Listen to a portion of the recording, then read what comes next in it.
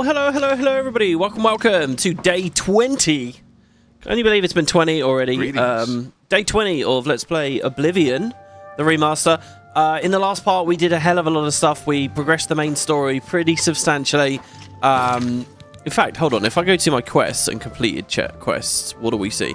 Yeah, okay, so we did Malakath's Shrine. We got Volendrung, which is a really cool new blunt weapon for us. It's only down to like steel material quality, but it has a really unique enchantment on it, Paralyze on Strike, which you can't get otherwise. You can't like so you can make a poison. We did poisons already, didn't we? But I believe you can't enchant that on, so it's quite unique. It also has a little bit of drain health for 20 seconds.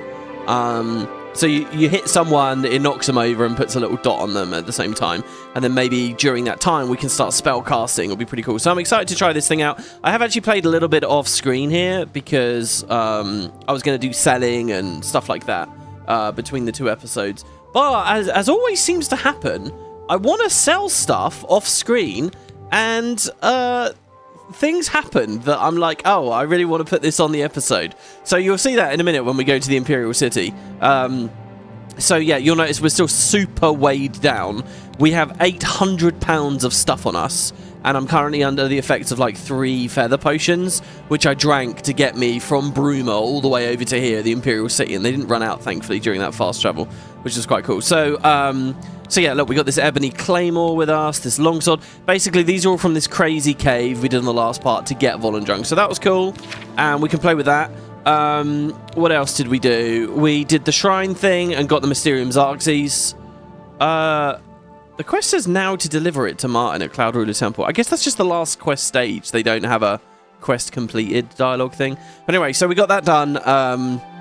And we've begun a new main story now, Spies. We've heard that there are spies around Bruma. So my plan for today is we're going to go straight up and do that. I want to progress main story stuff and stuff about the Mythic Dawn. Do you remember ages ago? In fact, we might start with this since we're in the Imperial City. Obviously, I'm playing the remaster. The remaster added 2... I think I'm right about this. Added 2 new quests. One of them we collected from a dodgy priest outside of Kvatch. And... in my opinion, is awfully written. I haven't really enjoyed it that much. We haven't actually finished it. That's the... oh, Christ, which one is it?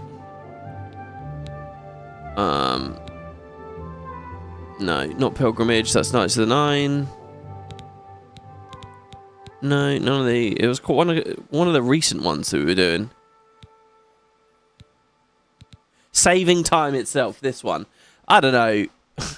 It's like a pretty generic go visit a dungeon quest, but it's going crazy with the lore, like, oh, we're saving time itself, oh, and it's going on about Elder Scrolls. I don't know. So far it's alright. Anyway, we got to that magical door. We couldn't really get any further because all the undead and stuff were fucking us up, remember? We're way stronger now. We've done the big power up and everything. We can definitely go back there. Anyway, that's one of the new quests, but forget about that for a second. There's 2 new quests. The other one we got ages ago, right when we left in the Imperial City. It was this, it left the prisons and entered the Imperial City. Burning Trail. A guard told me about strange notes in the Imperial City's Talos Plaza. It seems to be related to the Mythic Dawn. I should go there and try to find one. So, I don't know why, but this feels like a more natural or interesting quest with a cooler setup to me. I have no idea what happens in this quest. This is new with a remaster. I'm completely blind on it, and I think I want to do that. So, now we're... see... we got given this very early, and yes, technically you meet the Mythic Dawn in the prison, so I guess we know about them, but to me it feels most natural that now is the Mythic Dawn quest stuff opened up. I mean, Christ, we joined them for a second, and in fact, if I go to character and my factions, you'll notice we're no longer in the Mythic Dawn. You can only see that on the UI in that little bit, which is quite cool. Anyway, so yeah, I'm thinking of doing this. I want to see what this is like. Burning Trail. And I think it will give us some fancy-looking gear as well.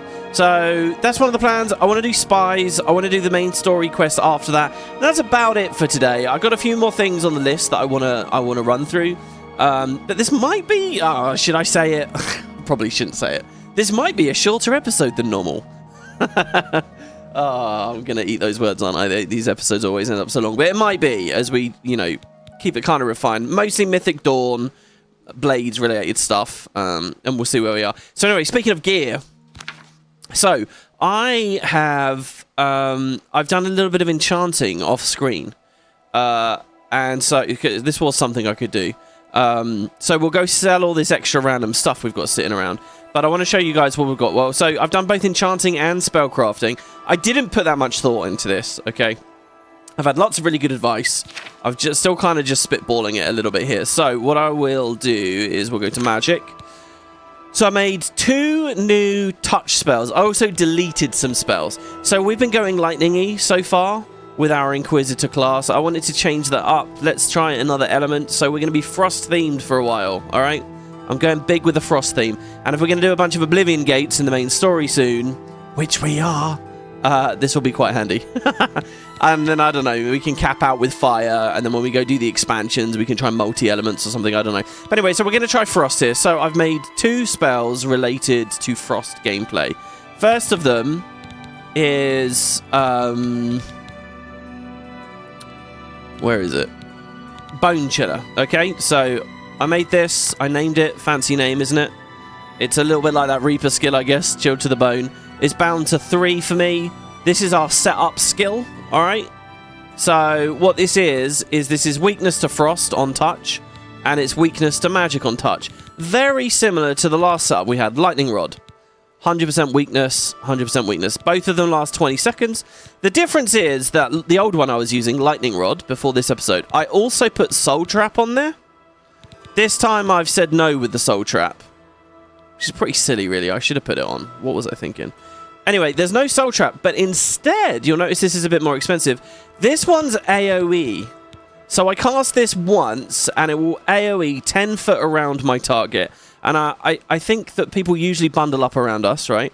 So and that's the minimum AoE, just to be clear. 10 foot radius is the smallest you can possibly get. But what I've done is I've said... Oh, Kerry just sent some gift members. Kerry, you didn't have to do that. Thank you. Congrats to everyone who got one. Naomi, Victoria, Vex, Ryan, Mimi, Daedric, Zess, everyone is in chat. Thanks very much. That's really, really nice of you. Bone Chiller is a metal name for a chinchilla. Well, look, okay, so this is the minimum AoE you can put out, but basically it's a setup, and it will set up on everyone, is the idea. So they're all going to get really hurt by frost damage, all right? And then I have my payoff skill. I called it... so Arctic Blow was what we just already had, right? Which is 80 points of damage on touch. 80 points. Nuke, nuke, nuke. And we got these new Restore Magicka potions that will make this really fun. So, we have Arctic Blow, but what I've done is I've made a new one, and I've called it Frost Blast. It's the exact same spell. Touch range, 80 points of damage, but... It's AoE. It's in 10 foot of a radius. So basically, we have an AoE I made this for myself, an AoE version of this regular frost thing. So I think we'll get different animations from this as well. So you see the idea, and this is bound to 5. So if I pop my spell wheel here, 3. I cast 3, and it's an AoE setup, and then we spam 5. And it's AoE blast, blast, blast, blast, blast. I don't know how that works with allied NPCs or companions. I don't know if I'm going to be committing assault constantly. I don't know if I'm going to be injuring myself as I do this. Hopefully none of that. So yeah, so that's the spells that I made. And yeah, I deleted some old shitty ones, like our lower tier. You'll notice that the only fire touch spell I have now is Scorching Blow. I think we did delete it earlier in the series, but then... like I had to reload and they came back or something. I don't know. Anyway, so that's that. Now, as for enchantments, well, we got Volendrung. Volendrung's cool. It's got this, like, because it's got a paralyze enchantment on it, it's got this interesting effect on it that I don't know if you see anywhere else. I want to use Volendrung. But that's not the only thing we've got. We do obviously have these ebony axes that dropped, and they do look really cool, and I like them a lot. They're battle axes, so they're really big, they're really slow, they're not great. The meta in Oblivion really is fast attacks and then your enchantment. Basically, physical damage just keeps getting worse and worse and worse because of armor rating and the health and stuff. But enchantment damage is always really good. So you just want something that swings fast to apply enchantment damage. And that means all this two-handed shit's kind of rubbish, really. But whatever. I mean, you can play the game however you like. I'm just saying that this might not be too fun. Anyway, I love the way they look, and I want to use them. We had 2 from that cave, so I've enchanted one of them. I've called it the Frost Wave. So this is Frost Wave. Let's equip it. Haha. And you'll notice it's a little bit frosty looking. The effect looked a bit weird. Now, what's kind of cool about this is pure payoff. Well, not pure payoff. This has Soul Trap, and it has frost damage. Now, if you remember, the last enchanted thing we made... Where was it? What was it? Thundercall, right? We kind of fucked up with Thundercall, because we put shock damage duration, right? We said over time do shock damage, which kept like refreshing or whatever. I don't know. It ran out of charges really, really quickly. Wasn't that good. What I've done instead with Frostwave is we've moved over to frost damage, but it doesn't have a duration. It's all damage, all up front, and it's AoE. Same AoE again. This is 10 foot. So I basically got 2 spells, and I've got an axe now. That all of them, and the Soul Trap as well, by the way, is AoE Soul Trap. And this lingers for 6 seconds. So, Thundercall had... I don't know how many uses. But this one has 21 before we have to recharge it. And yeah, my hope is we can cast the spell. We can strike with the axe to put Soul Trap on everyone and do a good bit of damage. And we can keep hacking away with the axe if we like. Or we can go Magey. I think it'll be cool. Now that we've got these Restore Magical Potions, I'm thinking we'll be a bit more Spellcaster heavy. But yeah, so that's what I've set up. Oh, also... We got the gauntlets, remember? So I enchanted those with Fortify Magicka. Just because that's what all of our stuff was, right? It was all Fortify Magicka, Fortify Magicka. The other thing is the Spellbreaker. So we have Spellbreaker, obviously, Reflect Spell. But we also looted an Ebony Shield. Here, this Ebony Shield. Which we can use, like, when there's not spells against us. Because it's just cool. It actually has the same armor rating, which is kind of insane. And I enchanted that as well. I didn't really know what was fun to put on it. I was very close to putting a light spell on it. Because I was wondering, right, if you enchant your weapon or your shield with light, does it bug less? I don't know. So anyway, we got Fortify Magicka there. So all told, with the shield and the gauntlets, the whole lot now, the whole shebang, we're up to 330 Magicka, which is pretty sizable boost over where we were. And then I went to go make the spells, and I was thinking of doing some spells with absolutely ridiculous costs, but I haven't. Well, we could make one more spell, and that's like a really strong feather spell, and it would level our alteration and stack with potions. So I think I'll do that, actually. Altar of Spellmaking, feather. So we can get 100 points of feather on self for the maximum duration. Oh, that's not even that good, really. It's not very expensive. I'm going to call it Lightfoot. Can we do multiple effects? So that's feather and stuff. Can't we also fortify strength on self? Right? Isn't that a thing? Fortify attribute on self strength. Yeah, that's what we want. And 100 strength. Oh, that's expensive. Holy shit, that's expensive. Okay, that's going to cost 999 Magicka to cast. We don't want that, obviously. But I have, what, 330? So we could do it for... I mean, 11, though? That duration's so minimal. That duration's awful. In fact, this feather duration's awful. Do I really want to cast that every 2 minutes? I think we'll stick with potions for feather. For now. Feather's really weird, by the way. It's like stronger the more encumbered you are or something. It's really strange. It's like it's a flexible thing. Right, so that's all of that. Oh, the last thing as well is an amulet. We don't actually have an amulet equipped. Now, I can equip this, the Phylactery of Litheness, for a bit of speed. And I'm pretty sure we have amulets sitting about in our house. So I might grab a different one. But that's a whole slot we don't have. And if we have an empty amulet, we can enchant it any way we like. Even more Magicka. I kind of like the idea of doing a character where every single slot is feather enchanted instead of Fortify Magicka enchanted. Or I don't know, maybe there's something else fun we can do. What if we did, you know, Fortify Blade or something every time? I still don't know if you get the perks for each thing, though. Anyway, let's get out of here. Come on, Jesus Christ. I did all that off screen in the hopes of saving time, but I've just spent 15 minutes talking about it. Right, so why haven't you sold everything, WP? Respect my time as a viewer, I hear you cry. Yeah, I'll show you why.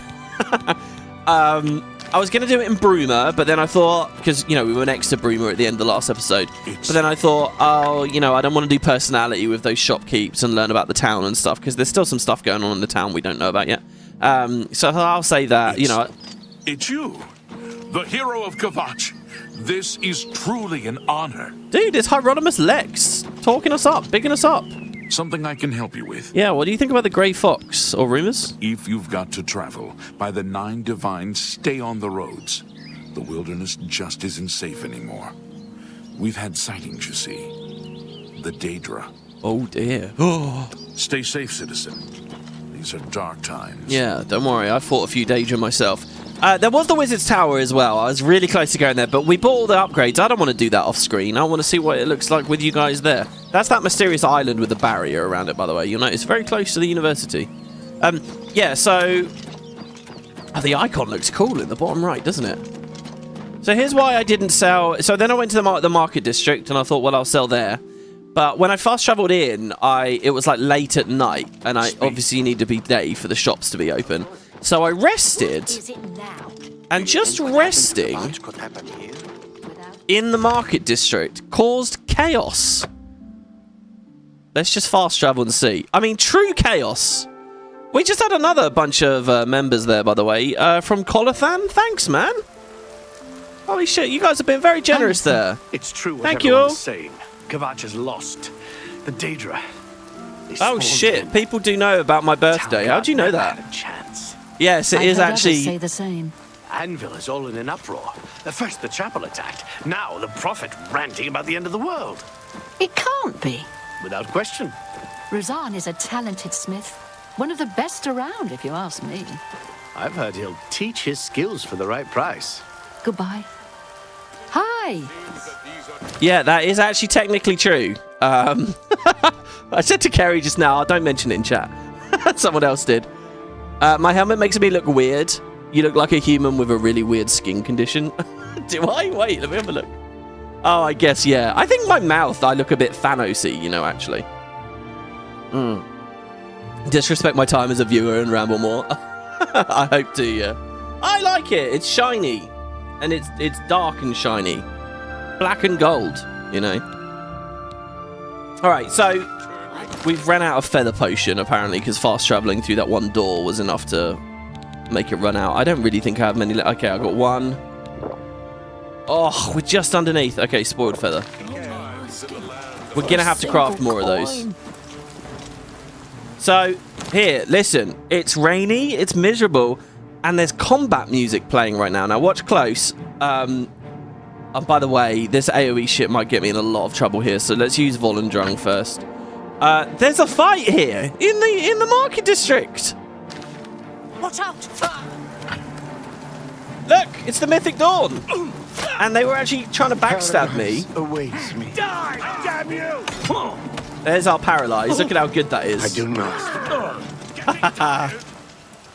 So, yeah, this is a Mythic Dawn agent who attacks us in the middle of the city.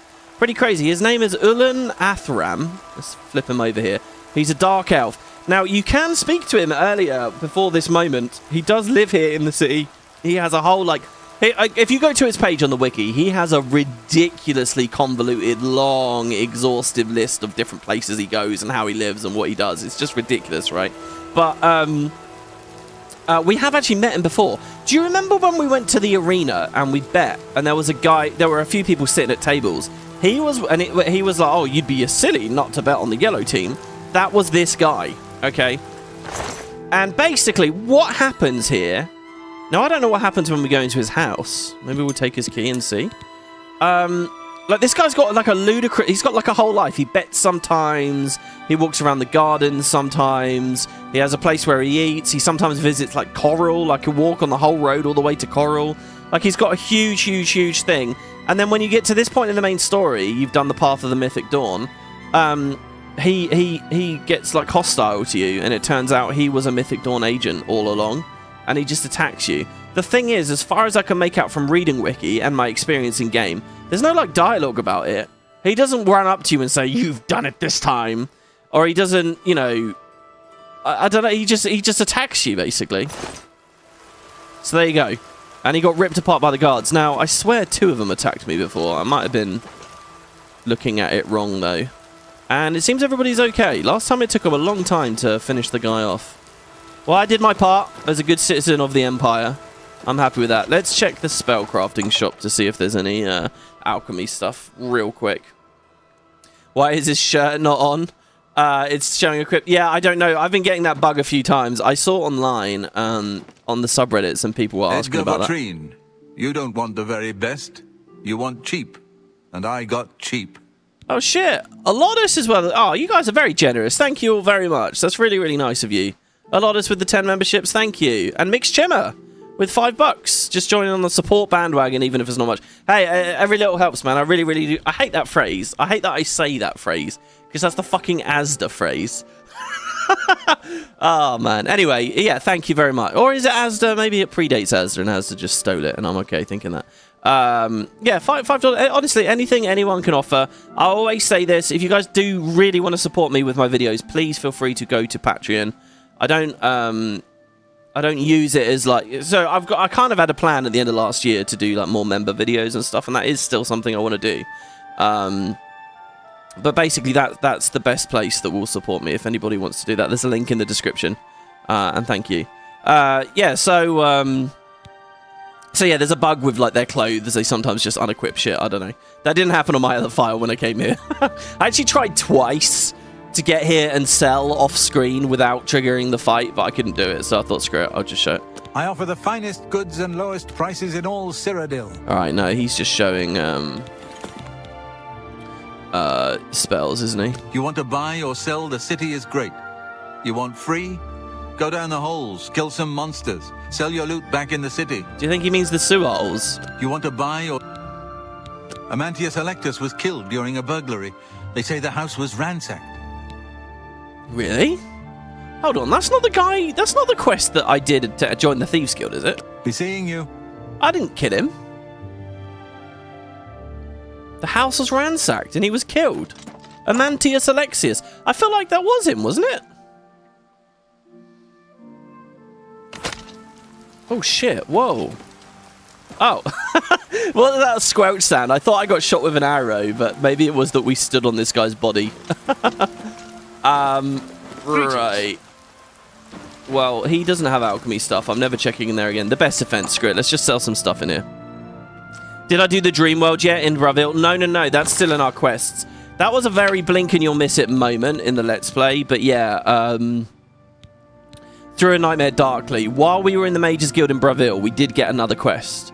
Someone's friend they thought was missing, but actually no, they're trapped and they need help.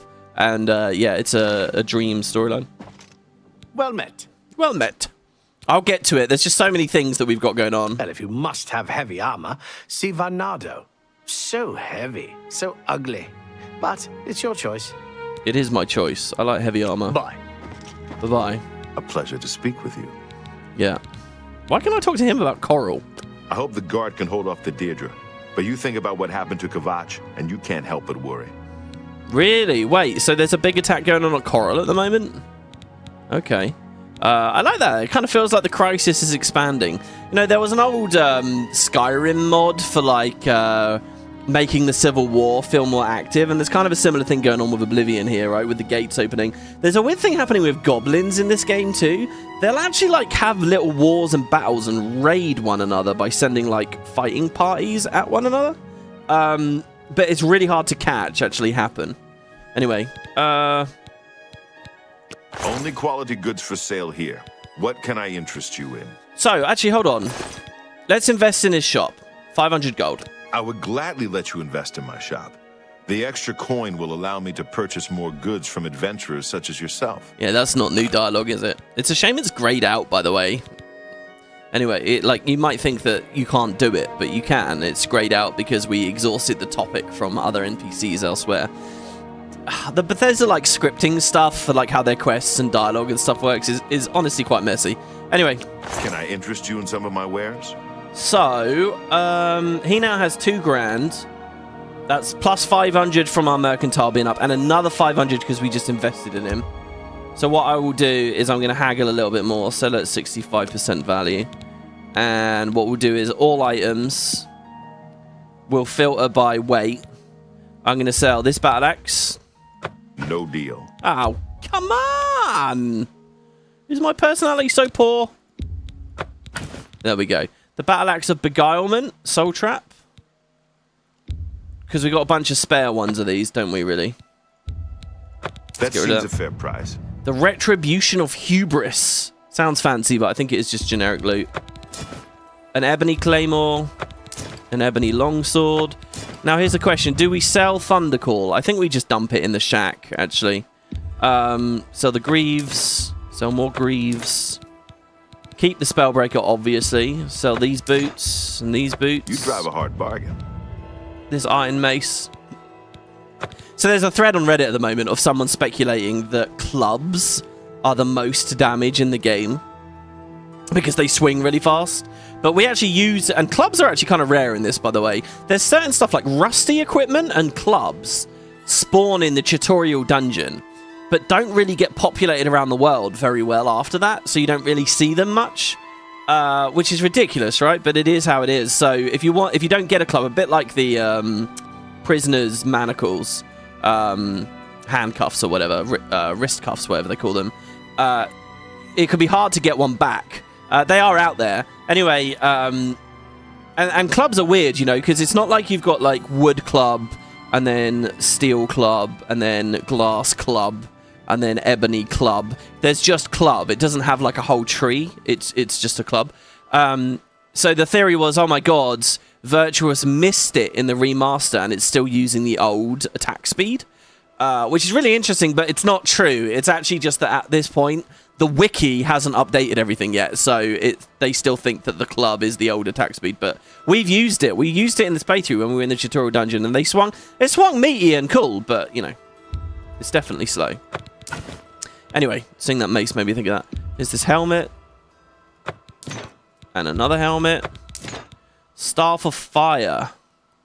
Greater Staff of Fire. I don't think we're really a staff guy, are we? I think we do have to eliminate some things. There's the Tome of Unlife. You drive a hard bargain. The Clan Vehicle Claws I kind of want to get rid of just because. But we'll deposit those in a second. Some repair hammers. We are running a little bit low on those, so maybe... Well, I think that's most of what we want sorted. I think I'll buy just a couple of repair hammers. And by a couple, I mean 10. There you go. So we now have 20,000 gold. I Pretty good. appreciate your business. And hopefully we can walk around without needing feather on us. 1,000 carry capacity is pretty high. Mercantile's level 78 now. Jesus Christ. Congrats on leveling up, IRL, WP. Oh, I really wasn't going to talk about it. I've had a nice day. You know, I'm definitely at that life stage now where it's just becoming another day, really. But no, it's nice. I don't like really getting a year older every year. Can time stop, please? That'd be nice. But yeah, it's been a good day. And thanks for all the happy birthdays, guys. That's really nice. Wait, does money not go down as you sell stuff? It doesn't start... Yeah, it doesn't go down. Yeah. I don't know when they started with that. Did it do it in Skyrim? I couldn't really tell you. I can't remember. What are we doing? We're going to the shack. I'm going to hard save here because for some reason I'm really nervous about like a fast travel locking up and then us having to do all that again. That would just not be very good. Skyrim does lower the septim amount as you trade. I mean, it just makes sense. It's weird that Oblivion doesn't. I mean, I haven't tracked it fully. I can't even remember. Needs a copy of the Black Horse Courier. All right. Sorry? Only one copy of the Black Horse Courier per customer. Oh, so I already have that edition, do I? Castiff says he works. Ha! Flies land on him. He's too lazy to brush them off. I'm sick of taking abuse for him, even if he's my brother. All right. Goodbye. Goodbye. I didn't expect that guy to actually have a backstory. I sort of assumed that the Black Horse Courier NPCs were sort of random, really, and just getting spawned in and running to a destination. Oh my god, hello. How do you do? How do you do? Who the hell are you? What can I do for you? Orgash Grandmagul. Very well. Why are you here on a horse in the waterfront now? Eh? That's bizarre.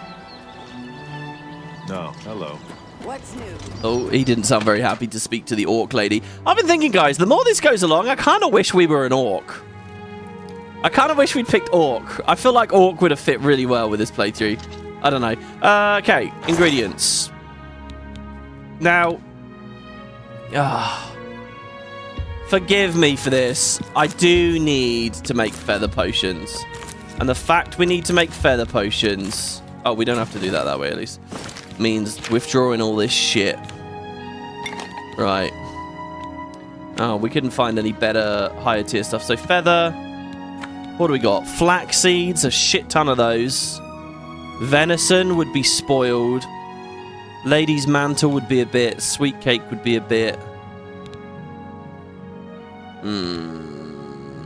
None of these are very good, really. That's 6 of those.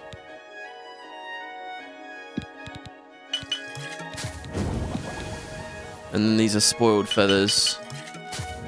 Technically different, so did we level up our alchemy from that? We must be so close to capping it. We must be so close. Oh my god, I really need to go to a temple. Look at this. Alchemy's 99, and it's 3/4 done. Oh lord, it is close. Well, I think we're going to end up leveling it here. I was going to do it with Sindarian, wasn't I? But I don't know where to get Tamika Vintage 399. And what I really want to do is a frost. Or we could hold off on the frost poisons. Let's see whether we can actually... Oh, we're going to go negative effect. Frost damage. So it would be vampire dust and milk thistle. If we added some frost salts, it would be silence as well, which would be pretty nuts. Vampire dust's worth good money, obviously. So should we do it? I'm going to call it Icy Breath. There it is. Alchemy Mastery increased. Your stained fingers attest to your diligence in mixing potions and learning their secrets. You are now a master of alchemy. You can now create potions from a single ingredient, and you can sustain even more simultaneous potion effects. All right. So there might be... So hold on. So now, right, I can make way more because I can do...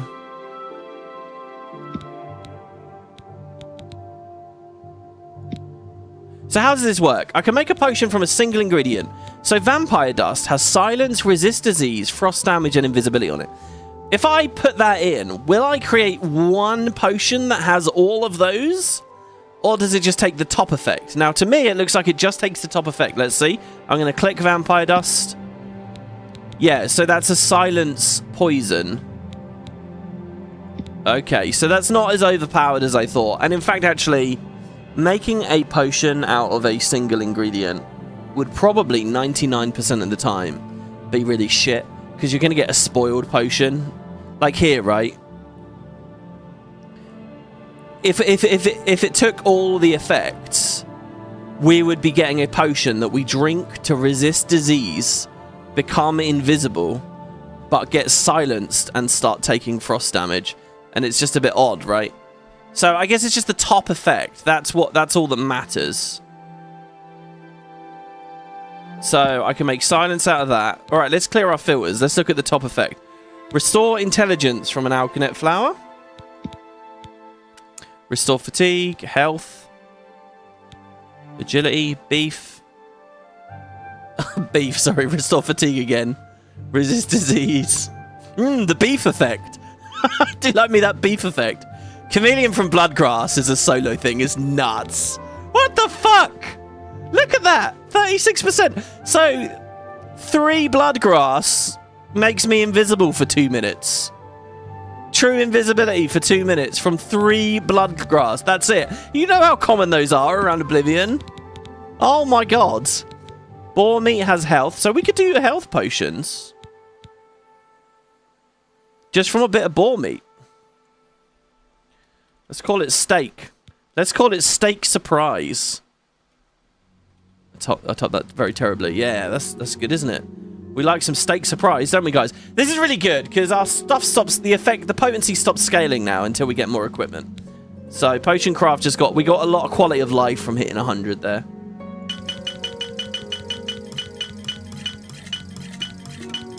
There we go. Wait, hold on. It wasn't beef. What was it? Boar meat? It's not steak if you eat boar, is it? Oh, I guess it is. It's a boar steak. Restore magicka from a single bog beacon. Holy crap. Sorcerer's Delight. I spelt that wrong. That's going to be staring me in the face the whole time. Okay, we got heals. We got frost damage. What else could we possibly want? Daedra Heart is healing. Silk is a burden poison. Daedra Venin is a paralyzed one. Night Eye from the Daedra Teeth.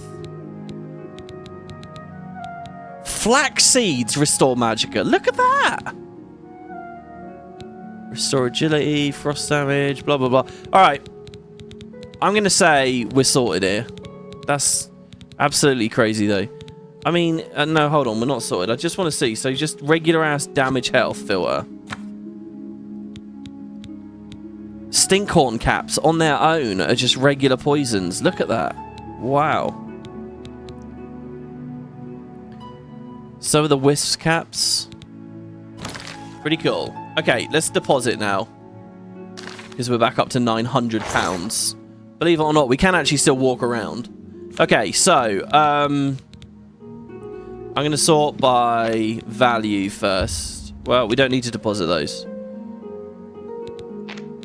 Right, strong potion. Should we have a different cupboard for... Oh, this is the problem with the shack. The shack is too small, guys. It is too small. We need more space. We got to go to the Wizard's Tower. In fact, should we go to the Wizard's Tower now? With all of our ingredients? With everything? Should we move to the Wizard's Tower? Is that even possible in a single trip? Oh, God. Here we go. Uh-oh. All right. Look. We can do it. Ready? Take all of that. Take all of that. Take all of that. How much do we weigh? 1,200. That's not bad at all. Is that seriously all my stuff?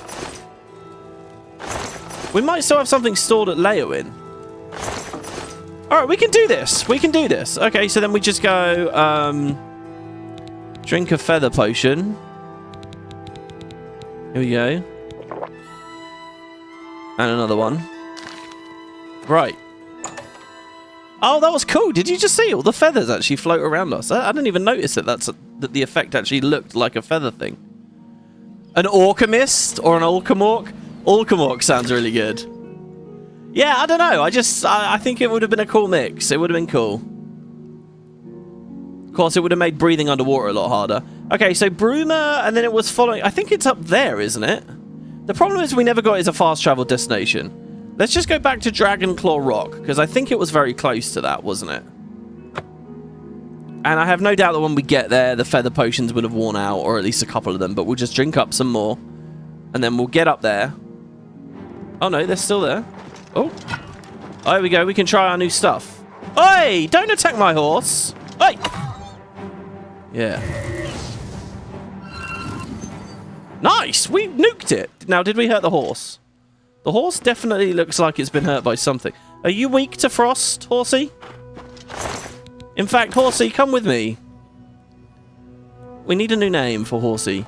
Holy shit, look at how high up the mountains are.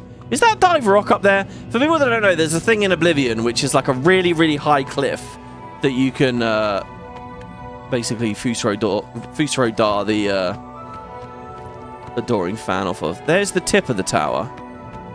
So we just got to find a road somewhere. Ah, it's good to be back in the mountains. 100 plus of that is your steak surprise smoothie stash. Oh shit, really? Wait, the steak surprise is really heavy, is it? Oh god. Oi! Oi! Oh, I like Volendrung. Look at this!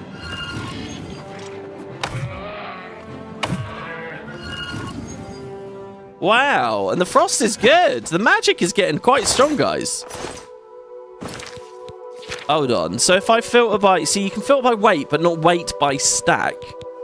Oh, shit. Yeah, steak surprise. No! It weighs £2 each. No!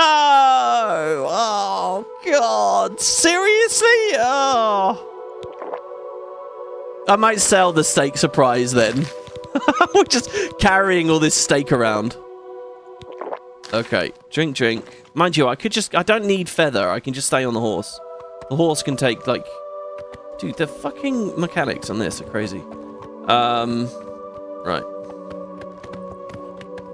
The horse can take any amount of weight.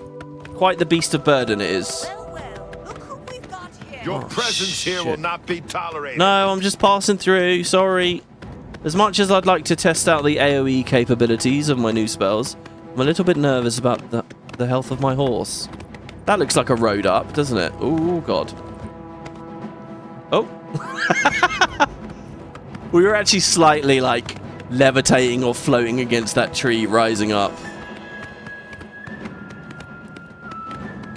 Yeah, I guess because if it's a one potion thing, it's going to be the same weight as whatever the ingredient was. There we go. This is definitely the actual path. Look at that. We found it. Still in combat. Have they actually managed to chase me all the way up here? Oh! No. If they have, I'll do a cinematic battle on the bridge. Okay, let's just dismount here. You'll be okay there, horsey, right? We're not gonna come out of this tower and find it dead to Oblivion creatures or other bandits and things, are we? It looks okay. No problems so far. Right, how the hell do I get this map marker? I'm gonna like grind against the tower. I almost said rod there. I'm gonna you know, wall hug out here. Like, what did Bethesda consider the entryway to be? Here? Is this what it needs to be? There you go. That's Null Mountain. So if I come back, it should say Frostcrag Spire. No? You don't want to say Frostcrag Spire?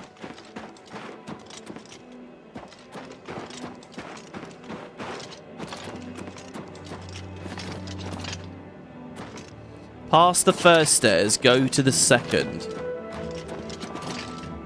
You think these stairs here are where the marker should be? The Gerald Mountain's just dinged there. Well, this is the third stairs. Let's just hang out up here for a bit, maybe? Like, I don't even see it on my compass. Shouldn't there... Is there not actually a map marker? There is a map marker. I know there is. Oh, there you go. Oh! What? How long since that's been there? I was going to say, I know there is a map marker here because people bitch about the fact that it's not actually that close to the tower. So there you go. Like, it's quite a walk, actually. There you go. It's got the settlement icon. All right, in we go. Let's see then, shall we, guys, what this actually looks like now that it's upgraded. Because remember, we did buy all the upgrades. We've got those candles on us as well. Aha.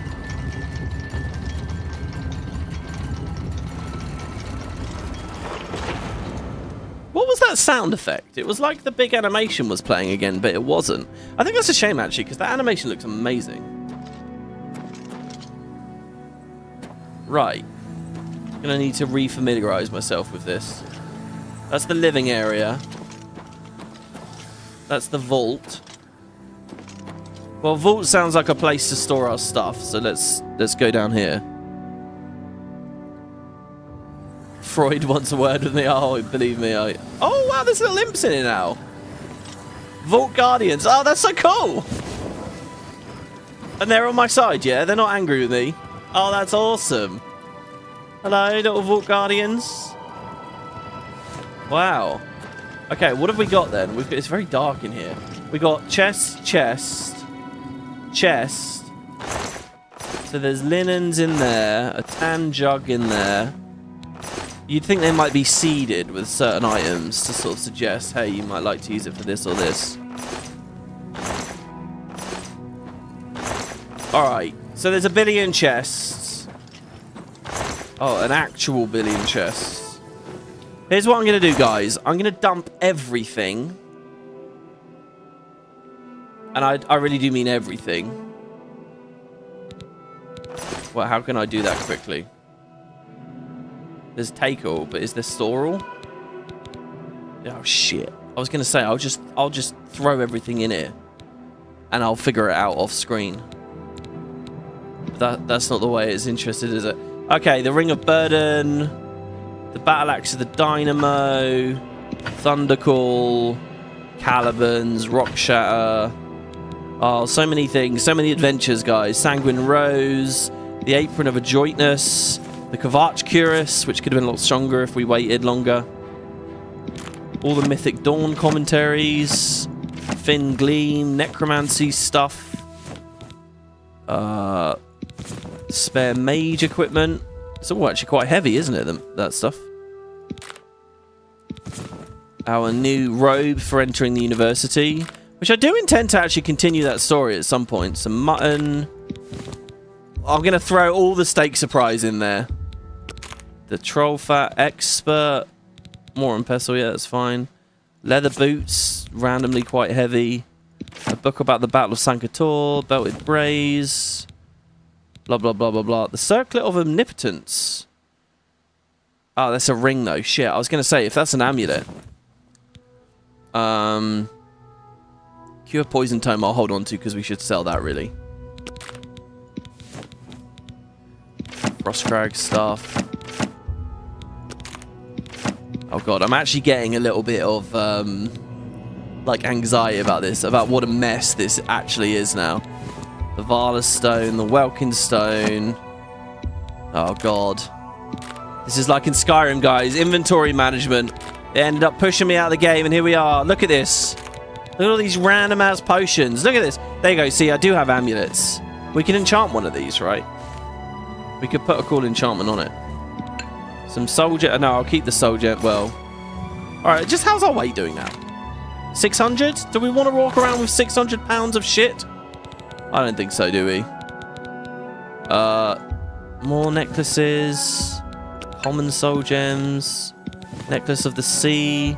See, we're getting all these like water walking and water breathing things when we're in Argonium. We already don't mind stuff like that. Gold ingots.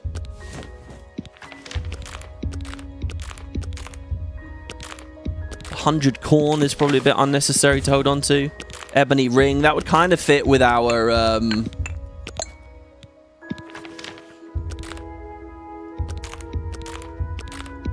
equipment, our vibe. I'll keep the shock shields. We could throw away the thunder waves at this point. I'll keep them though, just in case.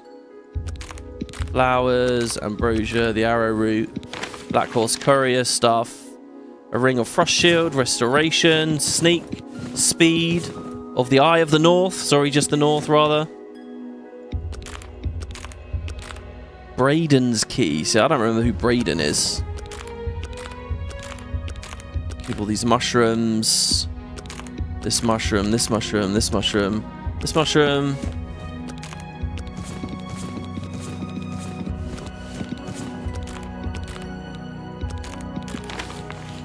All the Frostcrag shit.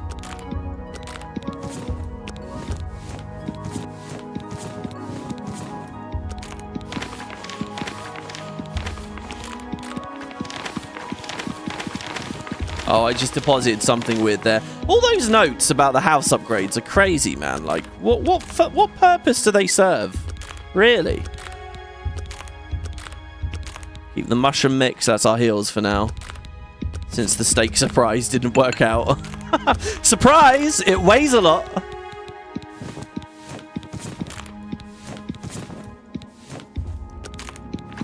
Oh, God. We're still only halfway. Oh, God!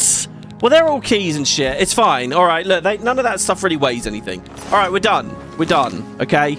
I will clean that out. Oh, God, think about it. That's going to be like an hour of gameplay just sitting there, shifting shit. I hope I remember which goddamn chest I put it in as well. Jesus. Keys should really have their own tab in the inventory. Oh, yeah, I mean, you're telling me. I totally agree. So that's the vault.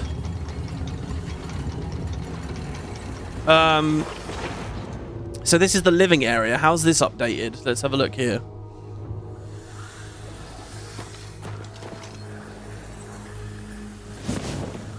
Oh, it's very sleek, isn't it? I don't remember it looking like this. Hey, we got a bed in there. We got a chest with some pajamas. The door out to the Gerald Mountains. All of these ingredients again. Don't worry, I won't pick them. Oh, so good though. That's a portal to the top, right?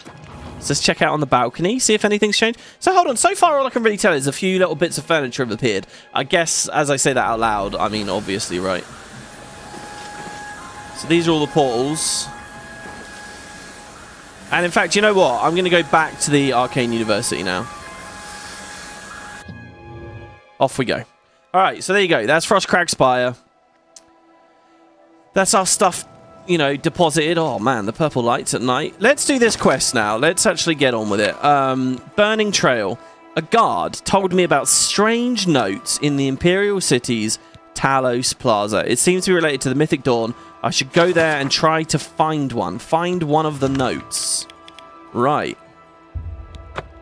Let's go to the district and see what we got. I'm now a Disney princess living in an ice castle on the top of the mountain. Oh, that's right, I'm Elsa.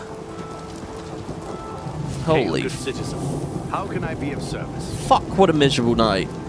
Jesus Christ, I'm surprised to find Khajiit out in this There's weather. a charge in the air. Been casting some destruction spells? No, it's the lightning, it's the thunderstorm. Listen to that, oh my god. Alright, well the quest marker is leading us directly to it.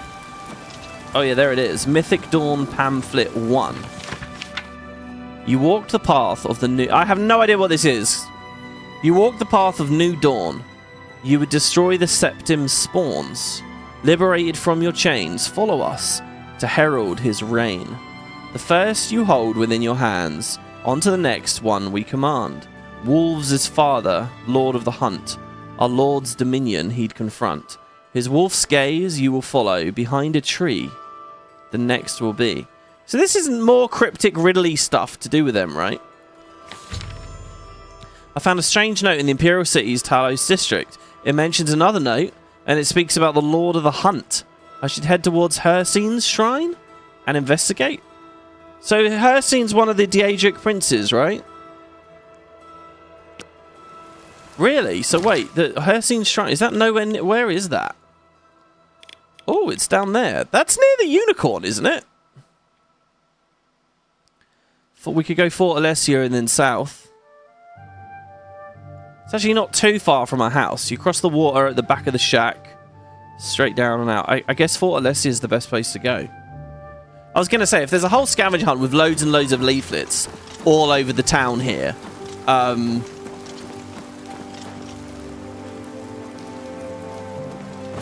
you would expect the Imperials to know about it. What is my active effect on the bottom left right now? I have a really long-lasting active effect down there. What is that? It's got a heart icon, but none of these have a heart icon. Look at that. Look at that Fortify Magicka. We're getting 140 bonus Magicka here. The helmet, the shield, the gauntlets, the cuirass, the greaves, and the boots. Some of them weaker than others because the soul gems weren't that strong, but yeah. Alright, anyway, that's not what the heart is.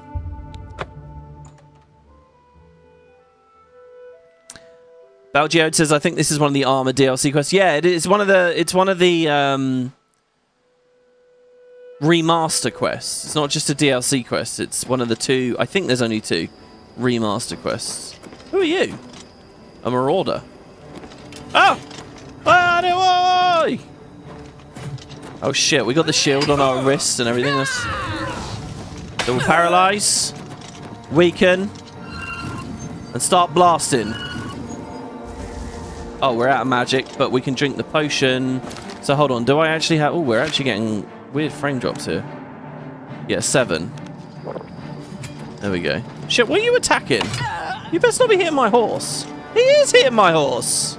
I say he. Now, I need to remember, what is Azura's Star bound to now? Nothing. Shit! Something's got to give, guys. We need Azura's Star on something. I guess the shield spell?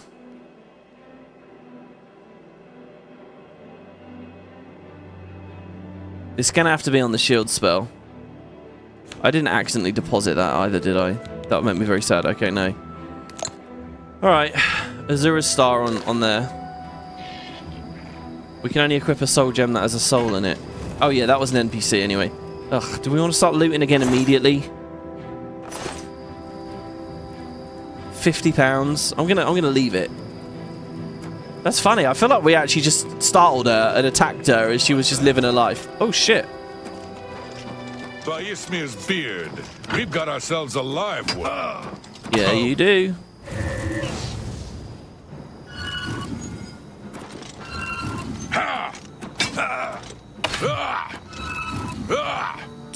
We can't capture that soul either. He has a silver longsword. Well, that's working quite well, isn't it, guys? I mean, really. Right. As fun as it is always traveling around in the middle of the goddamn night, let's wait until it's day.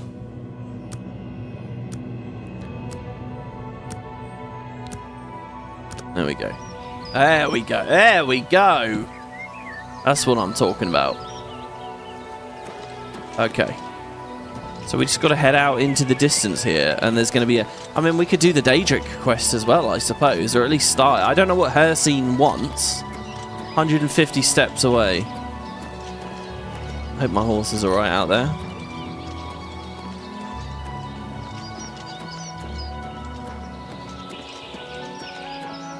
Oh, the forest sounds are really good, aren't they?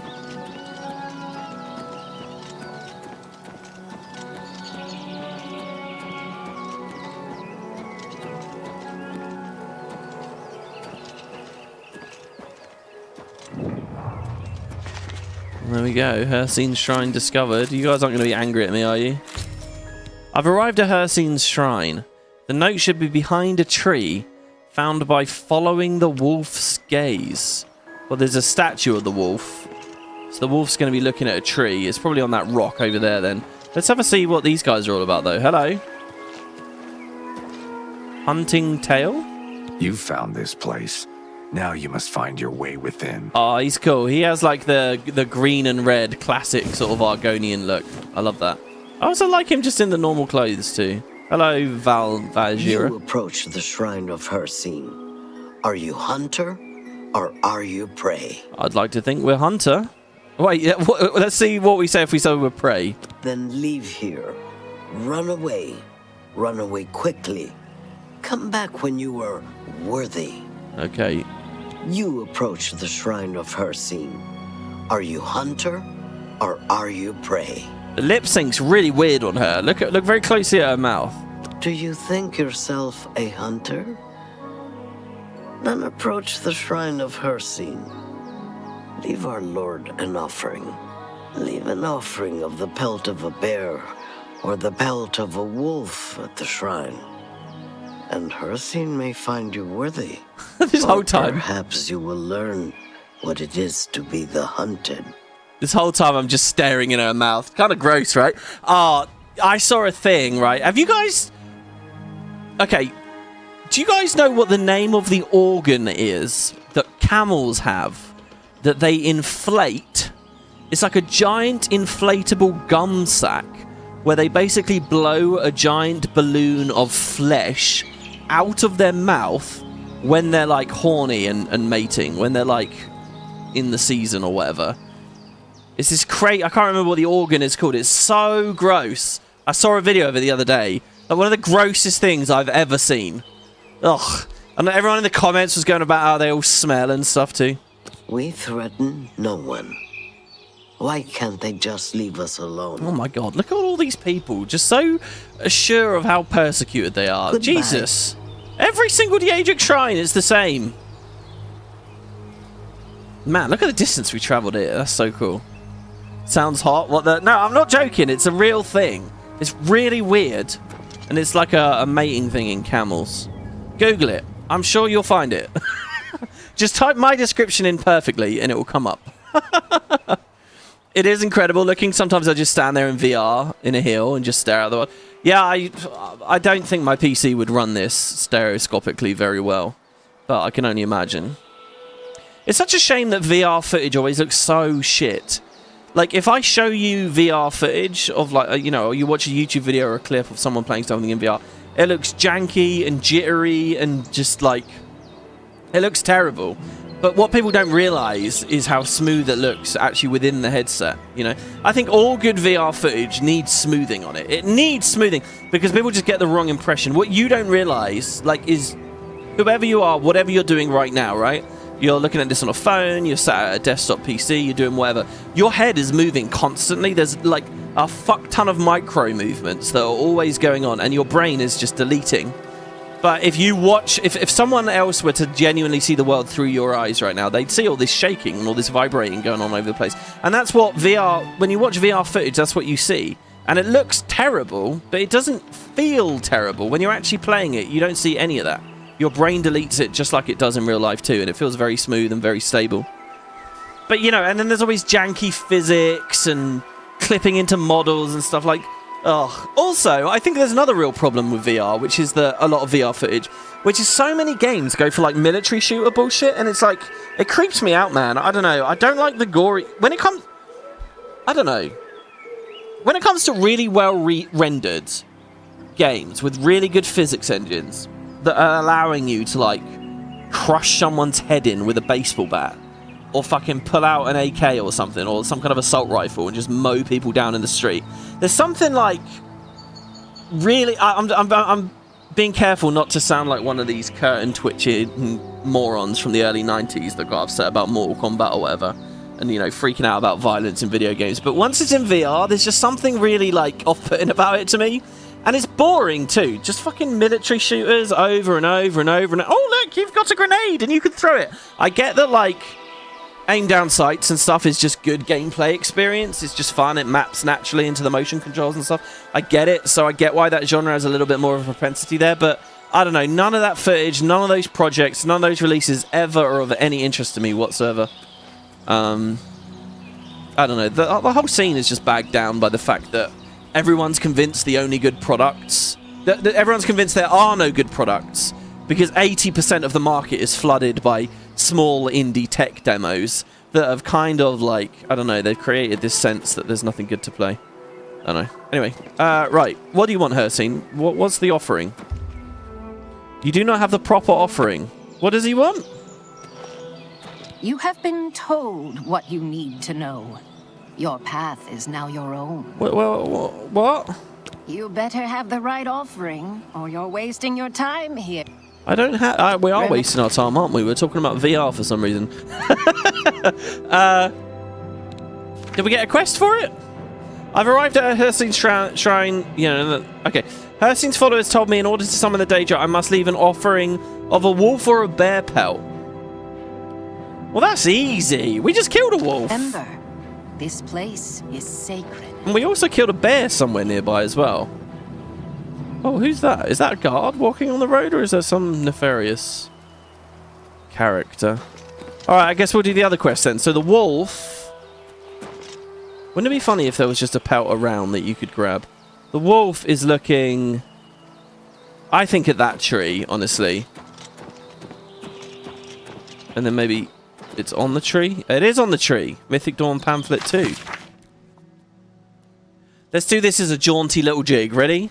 And a 1, and a 2, and a... You walk the path of the new dawn. The gods you would have bygone. A new step towards salvation. Let you fall towards temptation. From here the third you will seek. The fool, the vain, he who is weak. Wishing to slave the weak... Sorry, yeah, slave, not slave. Oh, I thought it would be Sal for a second. Wishing to slave the weak souls. The horned fiend shrine is thy goal. Contemplate the fake prince. March then towards the light of dawn. Okay. I didn't actually take any of that in. What? A new step towards salvation, temptation, the fool, the vain. Contemplate the fake prince. March then towards the light of dawn. I don't see any clues there. Maybe my character will? I'm glad people in chat are enjoying it. I found a second note. It mentions a third near the Horned Fiend's Shrine. I should head towards Molag Ball Shrine. Ah, this one's written badly as well. Sorry. Sorry, but this is written badly. Why? How have they fucked this up so badly? What happened to being fans of the game and all that shit? You have no context of how to write a decent quest in this. Why is my character omniscient in this quest? This is written by, like, fans who know everything about Cyrodiil already, right? Oh, of course, that's obviously Molag Ball Shrine. I know that because I got that from my first playthrough. It's like, no, we wouldn't know about it, would we? Alright, whatever. Is this just going to be a tour of all the different shrines? Molag Ball? Where the hell is his shrine? I mean, it's kind of cool that I get markers for the different shrines. We've never been there, either. I kind of want to show you guys the unicorn, but I don't know exactly where it is. Kerry does, but I don't think she's in chat anymore. We have one of the alien statues to do as well. It's near here. I can't think of when we'll next be in the area. Shall we go do a quick dungeon, guys? Do Wayne Danderwick. Might be an idea. Oh. Yeah, let's at least unlock it as fast travel. You want to set your marker? There you go. You'd rather fly a helicopter for 3 hours in VR than try those kinds of games. I mean, I would try them. I'm just saying, they don't look very appetizing. It's they're not. The ultra-violent stuff in VR, I'm just a little bit leery about. So I'm not in a good position with them immediately. But secondarily, to me, it's just like... It's all a bit samey, you know, the military shooters. And that's reductive and terrible for me to say it that way, but, you know.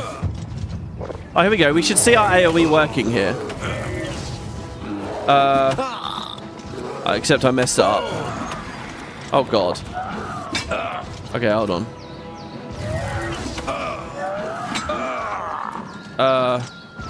Sorry, guys. I'm actually... my brain's exploding. What were all my hotkeys?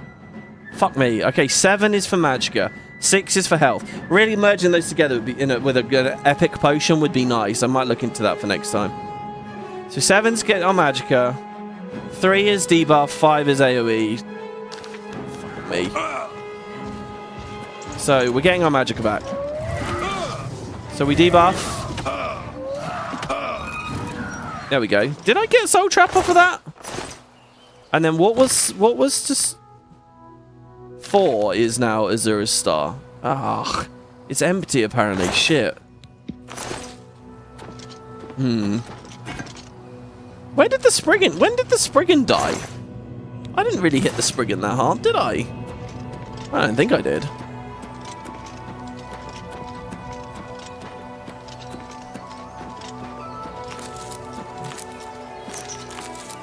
Oh, these are called summer bullets. So there's Cairn bullets and there's summer bullets. I didn't realise there were 2 variations. Well, there's a deer. We don't want to hunt deer, though. We want to hunt... Oh, wait, hold on. We just get a bear.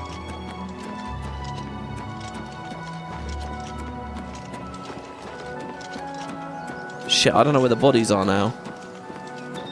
That's Mingo Cave.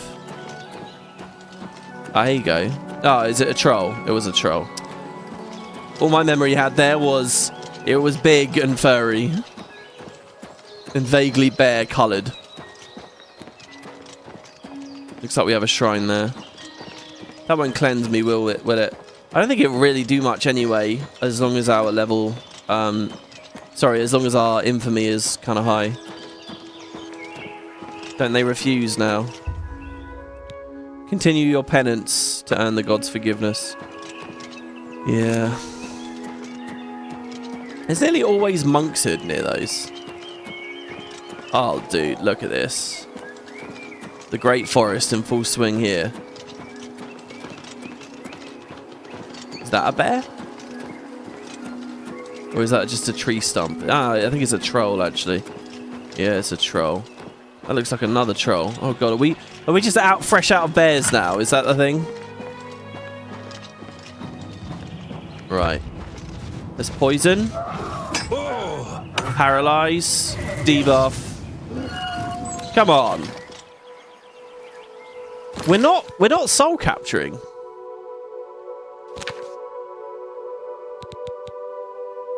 Let's see. Frost Blast is AoE and the payoff.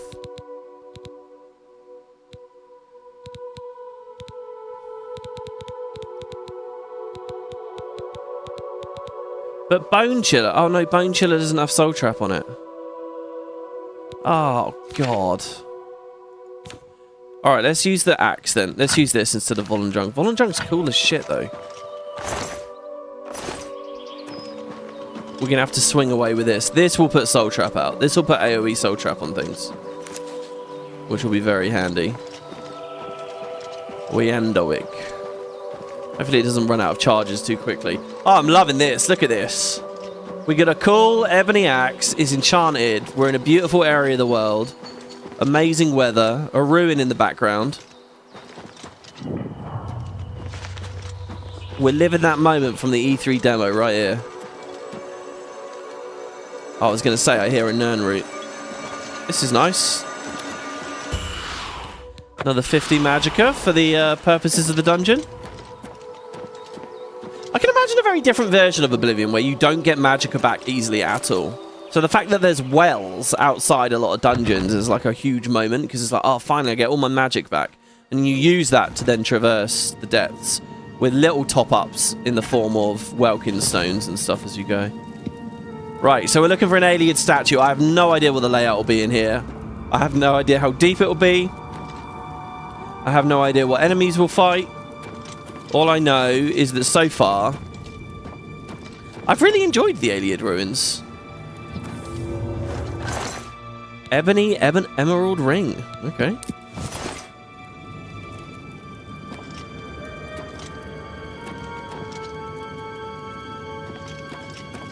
Is this an actual dead end down here, or is it... No, it seems alright. Wow, look at this open hall. Look at this room. Holy shit. I presume that's the exit over there, or what we want. So what was that, a zombie there? Do zombies resist cold? I think they do, don't they? So we're going to continue having an issue with undead. It looks like. Something's on me, I don't know where... Oh, behind us? Wow, that was creepy. What the fuck? Okay, not too much damage from casting. Yeah, I think they're alright with ice.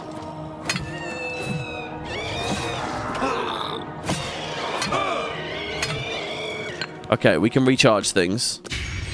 Okay. That was good! We got the cleave! Look at that! That was actually really good! The dread zombie I didn't even really swing at, but it managed to die to the AoE. Actually, I'm really happy with that. And that was a dread zombie. They're the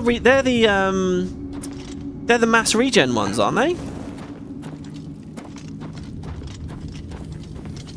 That was unbelievably creepy. Where did they come up from? There must have been a ramp somewhere that I hadn't spotted. I don't know whether I really care about getting all the Welkin stones anymore. Okay, the gate's opened remotely. There's a rat on the other side and one of those special doors. There's no buttons. Maybe that's the exit. We're going to be stuck in combat unless we can kill that. Okay, nice. Kill it through the door. You think you're addicted to the Welkin and Vala stones? You need more? Yeah, for decorating, I'm excited about the idea. I think I saw someone spread a... Ow, what the fuck? Someone spread a shit ton of them around the Imperial City.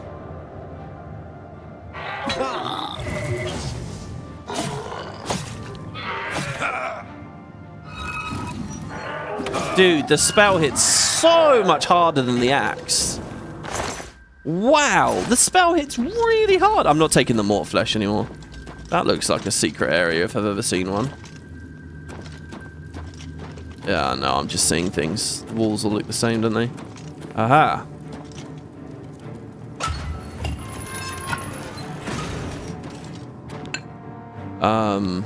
Could do that. Drink that.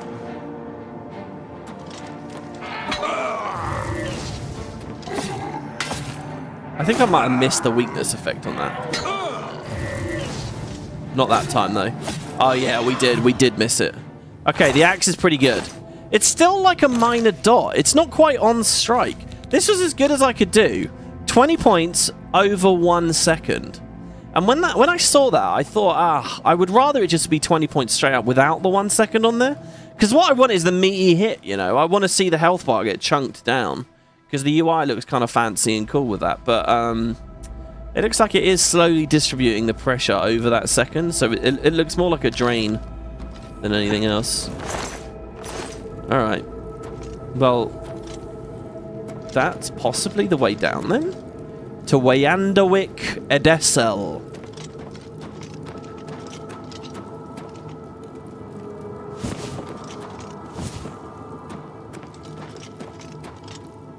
So basically this is a giant hall. And I've just gone around the outside of it.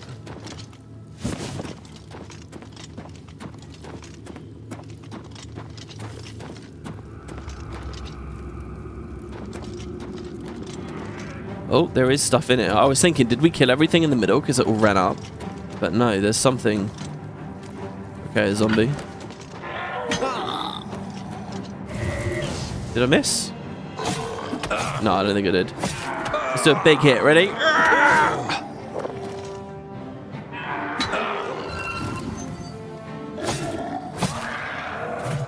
There is no soul gem large enough. Oh god, I keep drinking potions when I'm trying to soul trap. Let's keep it charged.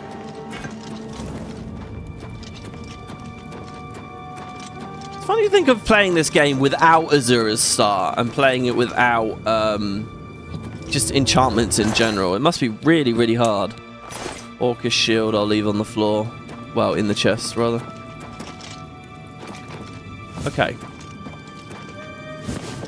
As far as I can make out, that's this whole room explored now. Random zombies crawling up from cubby holes. And that was the way down, right? I think? Yeah. Okay. Wyandowick Edessel. You go through so many Welkin stones restoring your magicka and Vala restoring your enchants. You need to do more alchemy. Yeah, that's true as well. Like, I keep thinking of them for decorating or selling. Oh, I thought that wasn't going to open, to be honest. It's weird having this shield stuck on like this.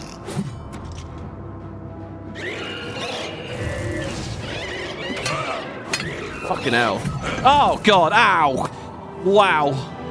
Oh, my God. Wraiths. It was actually T-posing. Could you see that?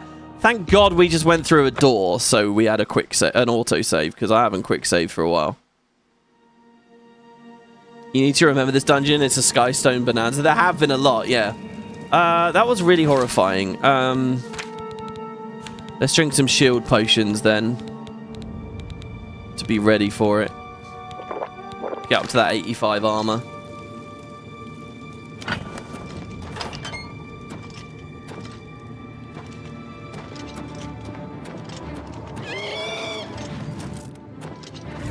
Yeah, you want to use shock? I'll use shock too.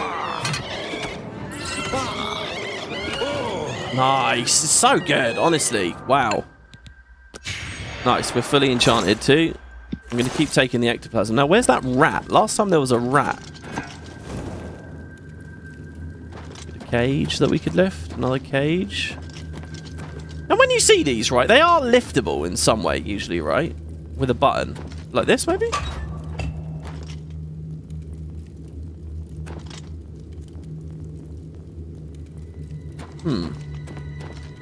Doesn't appear to be the case. I also thought maybe the button would open that as a secret door, but it didn't do that either. Ah, did it open this door? No, that's where we came from.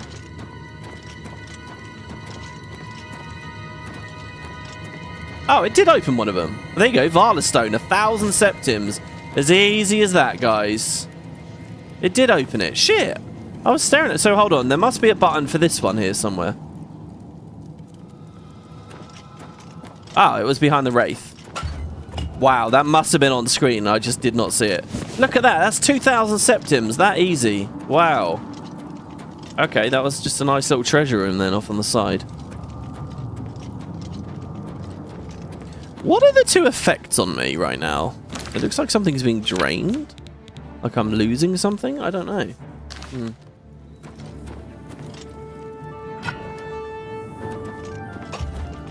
Oh shit, I just stood on this pressure pad, I could hear it.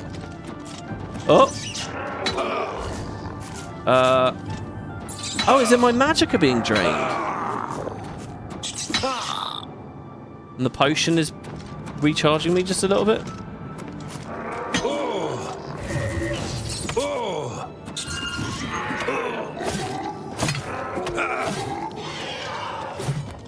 You've captured a soul. This is awesome. Let's get Volume Drung back up a bit.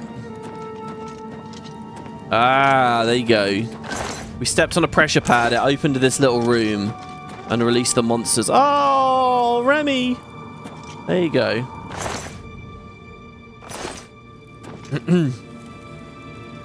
You was thinking I was going blind. Sometimes the effect icons get bugged like that on reload. I definitely am going blind.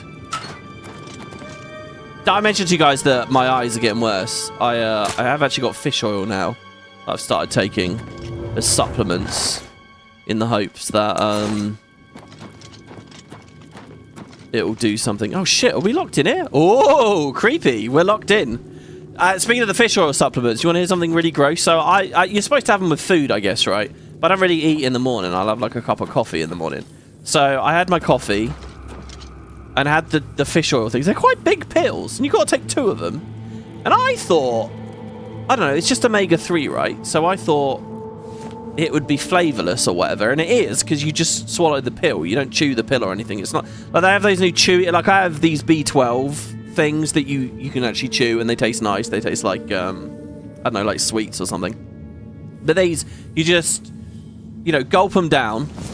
And I thought, well, there won't be any flavour, and indeed there wasn't. But about 10 minutes later, I like burped, and I could taste fish. It was horrible.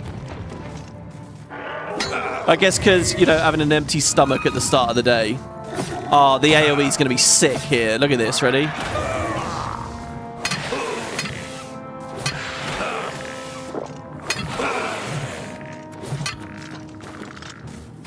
Or at least I hope, anyway. Yeah! Oh, they are hitting me hard, though. You'd think with 85 defense... No, I'm back down to 49. Because we don't have a shield thing bound. Ugh. I guess I'll just cast Flame Shield. Any old shield will be alright, right? Wait, can I not afford Flame Shield? You are joking! Oh, my skill... Wait, what? Oh, because that one's a really high level one. Hold on.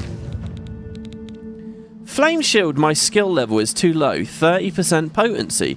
Glacial Wall is 30% potency, but it's okay. Oh, because it's half duration. Flame Shield will last a full minute. Glacial Wall will only last 30 seconds. What, and that's the difference between Journeyman and Master, is it? Oh, I don't know about that.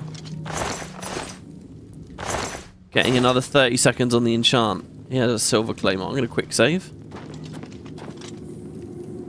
What the hell is down there? It looks like a whole gauntlet run to me down there.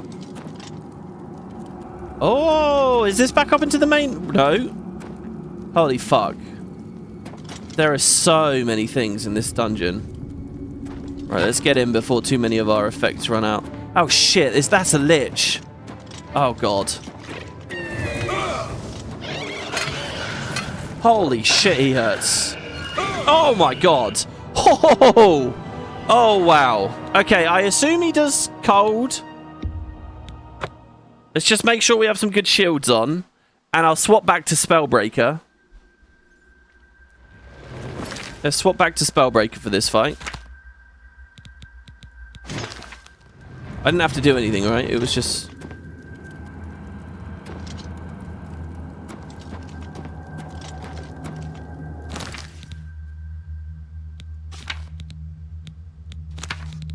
Okay, Glacial Wall is a 30% frost shield. I mean, it will be handy against them. Let's recast. We're already recharging Magicka really fucking hard. Okay. Here we go. Nether Lich.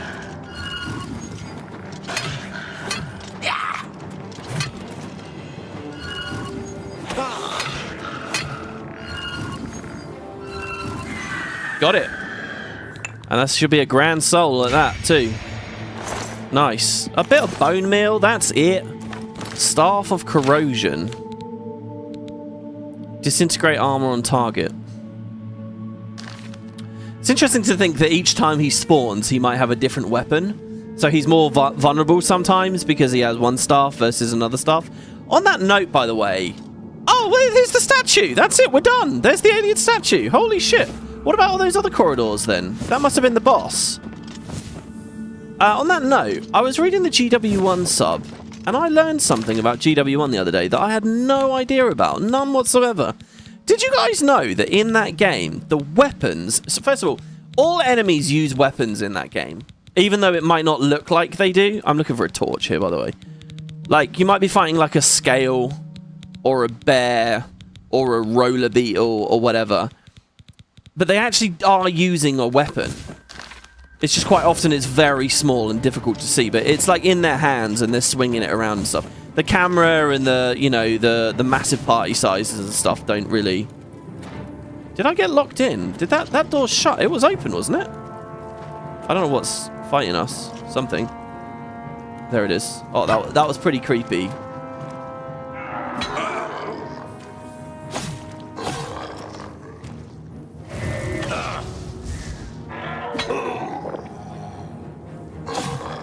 This is cool. I can swing the axe while I'm restoring my Magicka. I can swing the axe while I'm restoring my Magicka. And then once my Magicka's back, go for the killing blow. Anyway, they all use weapons. So that I knew. I've known that for years. What I didn't know is the same thing I just talked about with this Lich. This Nether Lich. Their weapons are randomized. And so what that's meant, since the new update... Oh, hard lock. This is cool. We can still cast our way through it. What that's meant since the new update with the anniversary weapons is very rarely you can find an enemy now with like a legendary trail as they're casting and running around, and you'll like see the trail effect because they can randomly generate with the weapon, with the anniversary mods on it. Further, and I don't know whether this is completely true, but people are saying that the weapon that they drop, like they have a higher chance when it's generating loot that falls on the floor. It's looking at the weapon that's in their hand. So if something drops with a certain mod, it's because it came from an enemy that had that mod. Which would also mean that it's all assigned before you even identify and stuff. It's just crazy. I had no idea. None of those mechanics matter or mean anything in GW1. It's the same as like the armor rating system in that, where you're literally being... The way that it's calculating is you're literally being attacked in the foot, or in the chest, or in the gloves. And each individual armor piece has its own, you know, reduction against that type of hit. No players ever really care about or need to know any of that, but it's really cool that there's these really interesting mechanics being modeled. Oh, look at how fancy this is. The boss chest is up here. Ugh, just a tiny bit of gold. All right, this all makes sense now. So there you go. That takes us over the long corridor. You know what? People talk a lot of shit about these dungeons for not being diverse enough in their environments. But I'll tell you, in terms of... see, and we're locked in. We've got no choice but to go forwards. In terms of like layouts and stuff, I think they've done... Oh my god, look at how cool this is! I've been very satisfied.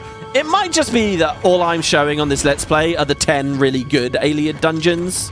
The Umbacano dungeons, and the others are rubbish. But realistically, how many more can there be? There's probably like 20 forts.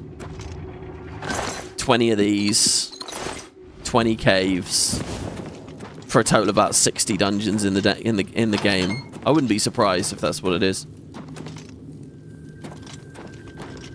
Question is, where the fuck are we now?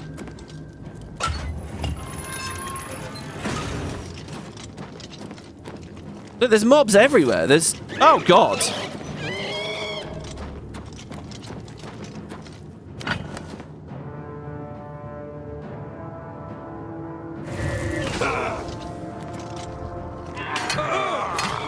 I'm going to die on this one. I can just feel it. I can feel it. I'm going to die. So hold on. Let's try and save our own lives with a little bit of careful thinking here.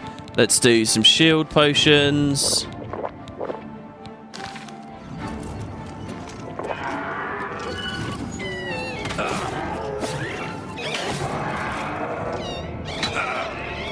I will say I'm a little disappointed. The animations. I thought we were going to have much fancier. God, that ghost like died in the wall or something. I thought we were going to have much fancier visuals with like big icy explosions all around every time we swung, and we're just not getting that, are we? There's another rat. We capture a tiny little soul. Best to spend it. Ebony battle axe. I'm going to leave that. Too much weight. A lot of money, don't get me wrong, but too much weight. Now that I think about it, actually, these Welkin stones are not very good for, like, weight to price ratio. 10 stones would be 500... Oh, no, it's pretty good, actually. £10 for 500 septims. It's actually about on par with any big weapon pickup. God, I don't know where I am now. I really have no idea where we are. I'm just assuming there's a way out soon.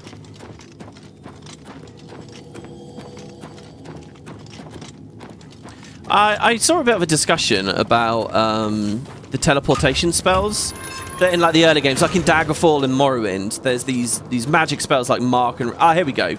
Now we're out. Like Mark and Recall, right?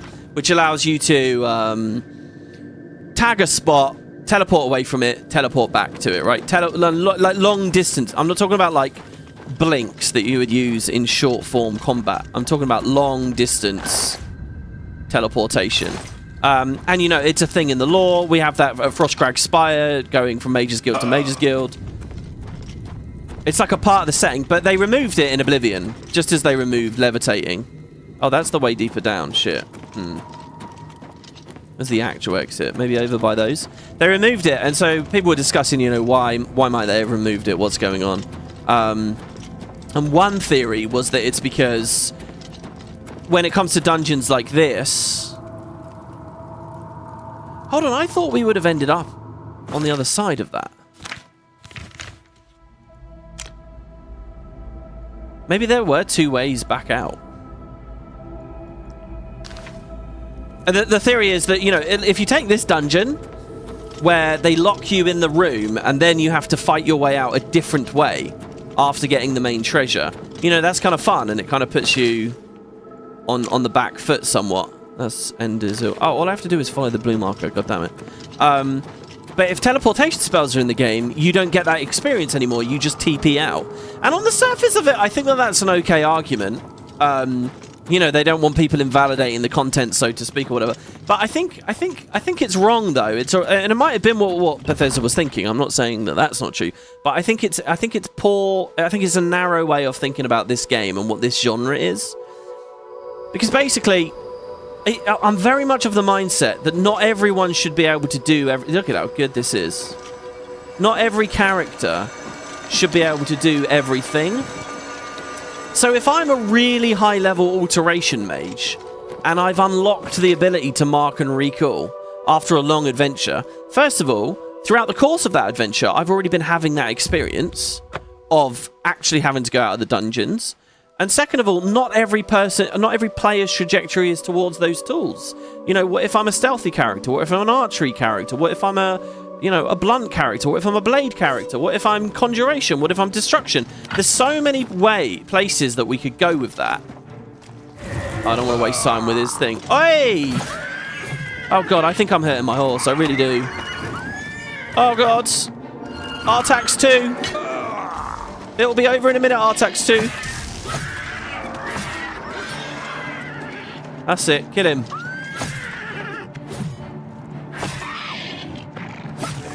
Nice. Are you okay? I've soul trapped my own horse. Oh shit, wait, did I was messing about with... Did I do it in the end? One touch. No, by the way, I was looking at ways to speed up my horse and make it water walk, but the effects didn't seem good enough yet, or my my magic is too low, so we'll return to that idea later. Alright, here you go, Artax 2, on you get. Yeah, so I don't know. I think it can work that you can still have teleportation, because not everybody's leading towards that. And you know, it's just now in the remaster, and it's like I was saying before, where I feel like the skills should unlock the ability to go to 100. If you don't have it as a major skill, you can only ever get to like 50, right? So there will be certain things that are locked off for you, because a part of the magic of the game is, you know, role-playing and having a role. And saying, okay, this is this character. I'm going to make a new character that has a different experience, another way of interacting with Tamriel. But the way the remaster's done things, you know, you get XP very fast, everything's available. It just becomes like this sandbox in terms of everyone has everything. And once you're in that world, everyone has everything. A lot of design starts breaking, and you do have to cut away cool shit. You have to cut away things like the teleportation. I think that a lot with Guild Wars too. I mean, GW2 too. Once you're in that world where everyone's pure ascended and has all the food and there's no asymmetry left, formats, especially like World versus World, break. And, you know, I think that's not a road that we should go down. But hey, anyway, I've arrived at Molag Bal's shrine. Like, I think limitations are really important in RPGs. I should be able to find the third note by following the light of the dawn. Right, well, let's rest till morning. I want to creep these guys out by just arriving here in the Twilight Forest. I've soul trapped my own horse. It's very on brand for this playthrough. Okay, WP, ready for this? There are 54 alien dungeons. Really? I was under half on my guess. Wow. Yeah, you ain't seeing 54 of those in this LP, I'll tell you that. There's no way. 54, really? Jeez. I assume there's roughly equivalent amount of caves and forts too. Alright, hello everyone. What's going on here? Molag Ball, eh? You walk in the shadow of the corruptor. Why do you come to this place? I don't know. We're kind of just doing a tour of Daedric shrines, it seems, in this series. The Shrine of Molag Ball. What is your business at the Shrine of Molag Ball, the tormentor of men? I don't know. You tell me. I have no business. Then leave this place before the Lord Molag Ball decides that your eternal torment might prove amusing. Oh, this guy sounds like a nasty one. You walk in the shadow of the corrupt. I believe, guys, you get a mace from this. It's the Mace of Molag Ball. And I believe in vanilla, it's terrible. It has like a drain strength effect or something on it, but with no duration, so it does nothing. It's literally just completely useless. I think they fixed it in the remaster. What is your business at the Shrine of Molag Ball, the Here you go. I wish to make an offering. If you believe yourself worthy, present Molag Ball with an offering, the pelt of a lion. If you're not going to go through every dungeon, can you say you did a playthrough of it? I know, right? Off-brand for my style. It's funny because we didn't do an episode yesterday or the day before. I released the finale of Zeus, and Zeus is not a series I think a lot of people ended up interested in. But I went like really, really fucking hardcore, showed everything I could about it. And Zeus is done, air quotes. And I've said in the episode, you know, as far as I'm concerned, the project is done. But the reality is there is an expansion, Poseidon, and I could end up doing another, you know, so many more videos just on Poseidon. Like, so it's like, again, it's like with this dungeon thing. Have you really done it if you didn't do Poseidon? It blows my mind, right, that just covering that game and the number of episodes I did took about a year, all right? The actual production of the episodes I did over 2 to 3 months, right? But the whole thing was, slowly releasing at a kind of a pace I felt people could keep up with and stuff. I chuckled that shit out over a year, covering just the base stuff and then the enhancement pack. But they made the expansion in like 6 months. So in the time it took me to cover what they'd already made, imagine that I was releasing those videos in the year 2000, right? They would have eclipsed me. You know, they made it blows my mind how much stuff they put out, right? And what I mean by that is I don't mean to compliment work ethic or diligence or production or anything like that. I just mean the genre. The genre is so easily expandable, obviously, and so giving and so rich. It's just a format of game that you can create something and it can get so much conversation while in the meantime you expand on it.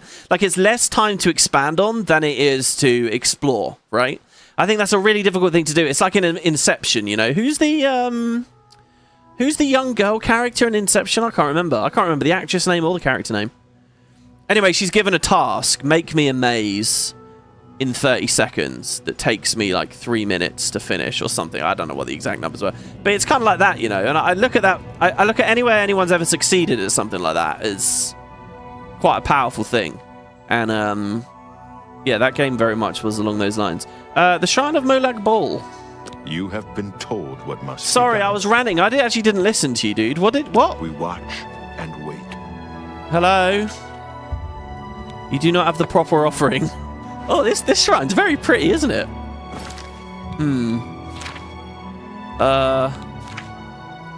Molag Bal. His followers told me that in order to summon the Daedra, I must present an offering of a lion pelt. So it's just pelts, pelts, pelts. Must be level 17 as well. Well, thanks Remastered devs, I guess, for... This thing's still soul trapped. Oh, I feel bad for it.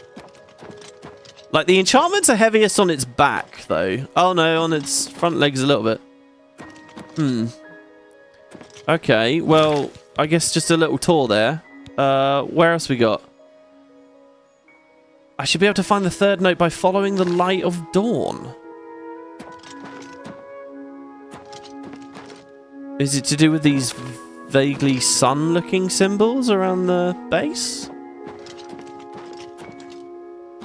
They're more like flowers, aren't they, really? Holy shit, I am all about this fucking weather and ambience right now. Look at this. Follow the light of dawn. Are you telling me to look to the west?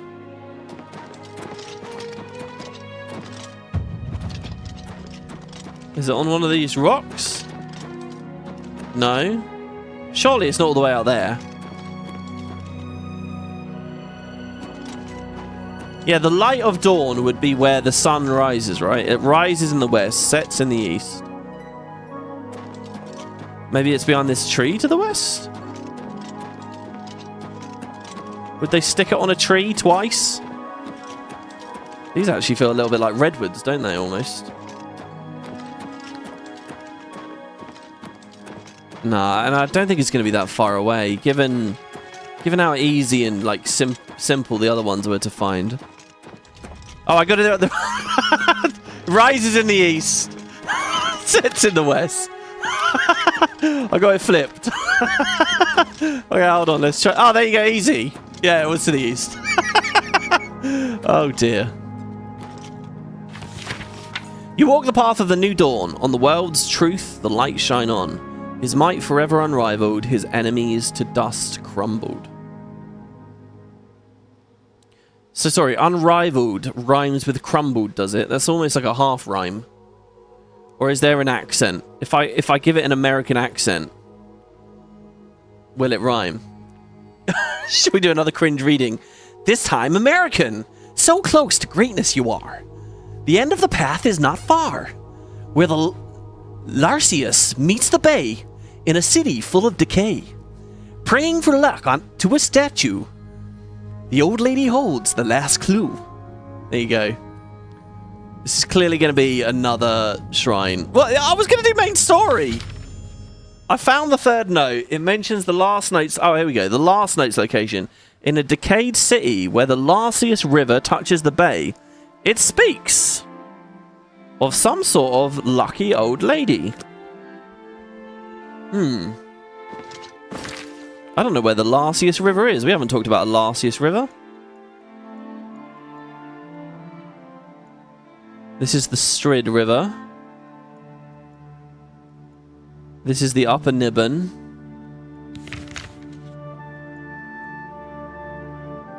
I'm going to remove that.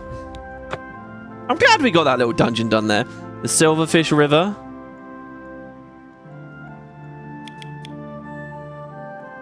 Dude, I don't know. Has it actually not given me a marker this time? Oh, or hold on. Have I just toggled it off somehow? No. I found a third note. It mentions the last note's like a decayed city. The Xarxes. Is this the last? No, this is the Brenner River.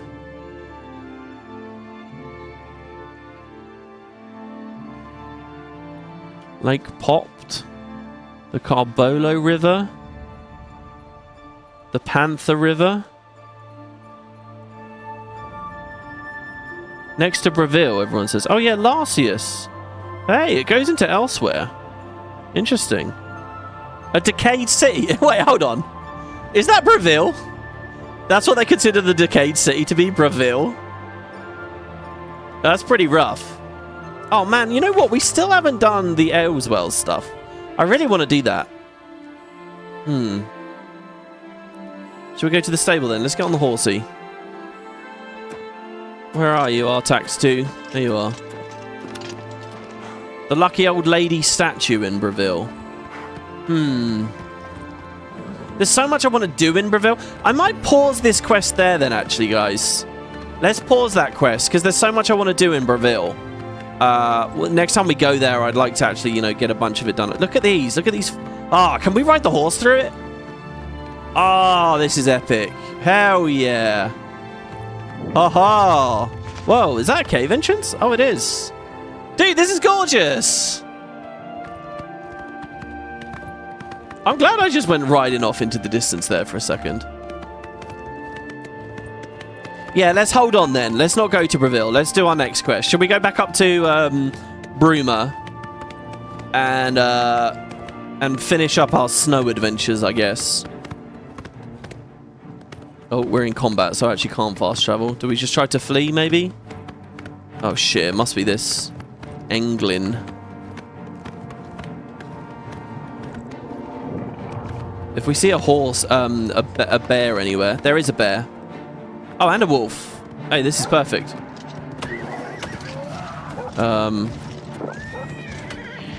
Hold in there, horsey. Hold in there. I'm trying to get my magicka back up. Okay, soul trap them all. Oi, whoa, this is a bit hectic here. Oi! No, open lock.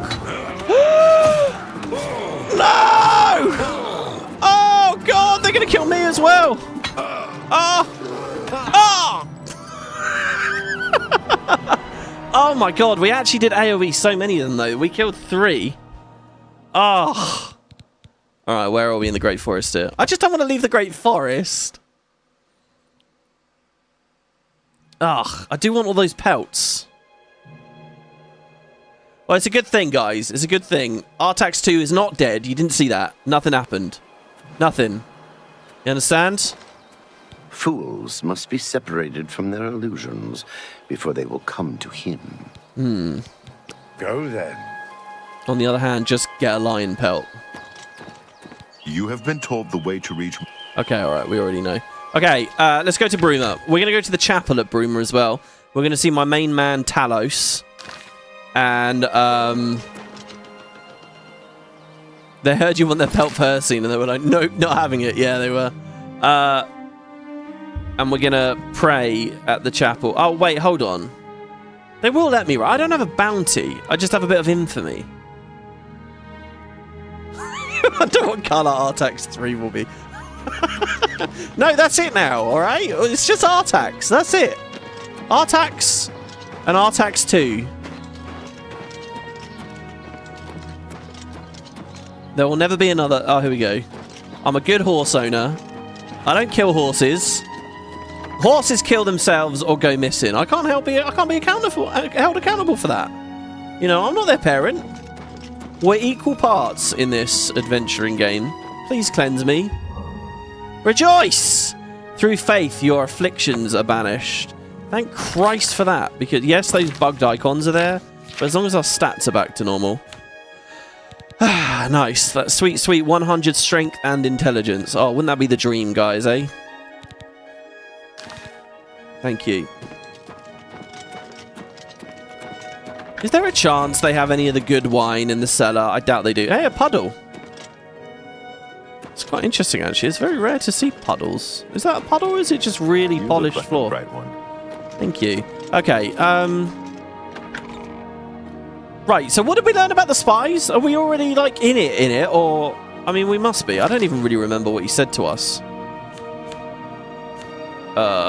Quests. Spies. I've been asked to speak to Joffrey at the about Mythic Dawn agents spying on Cloud Ruler Temple. I remember now. We were asked, we were asked to go speak to Joffrey, and then we didn't. That was all it was.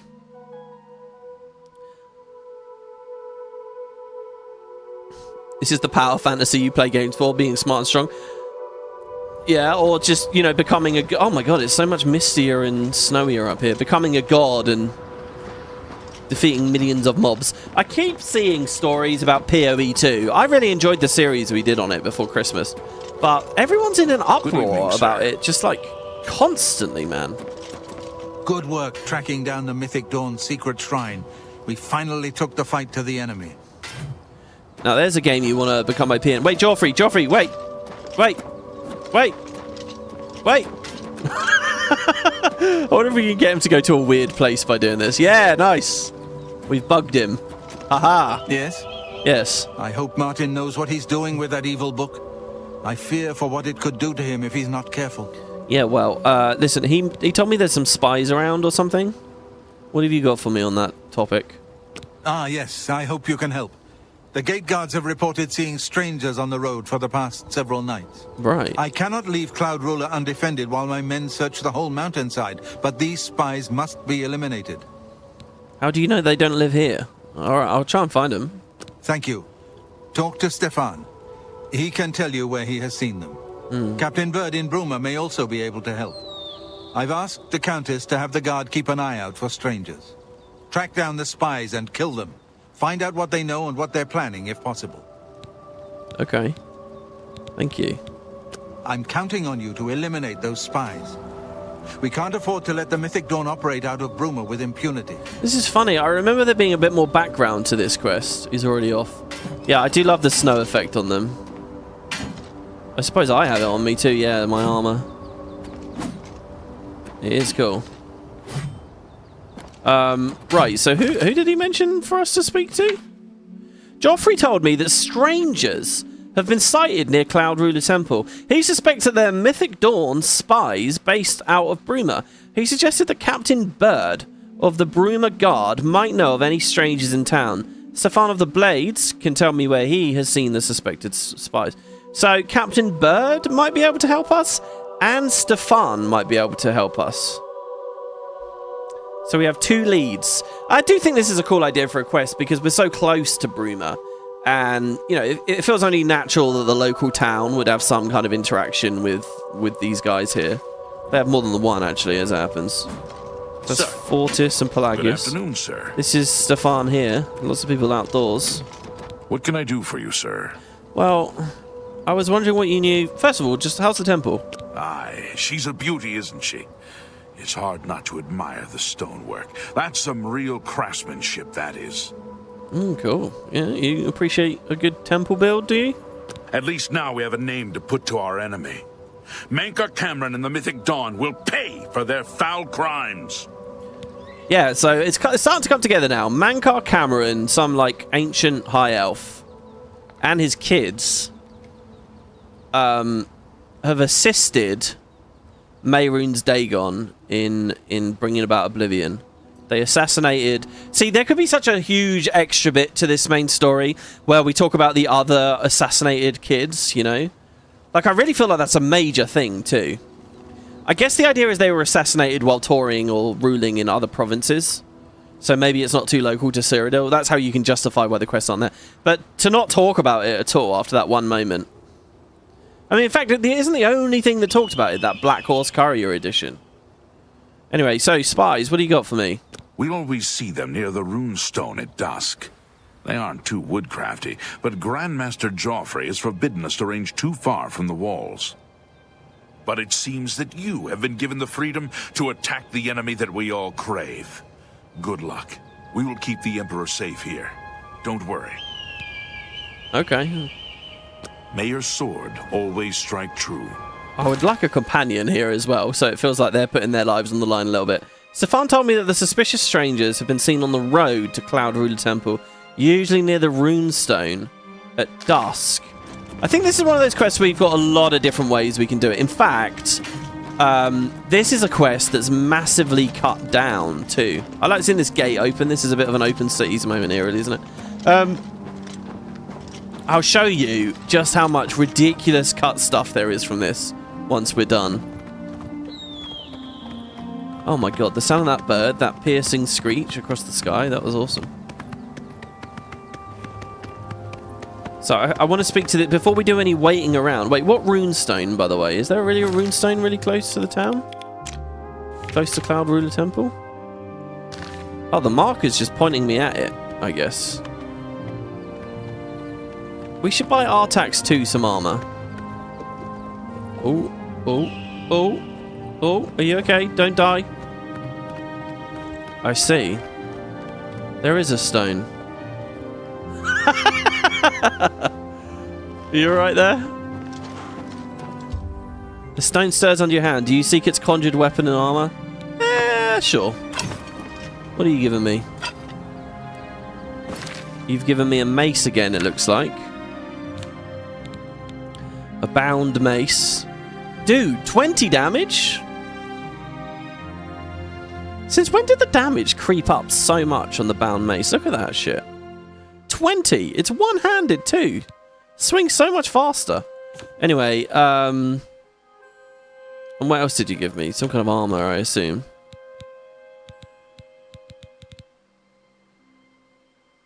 Oh, by the way, I was previewing the rings. Look at the Eidolon's Edge. That's why it shines on our finger. There should be so many more of these. Look at that. So good.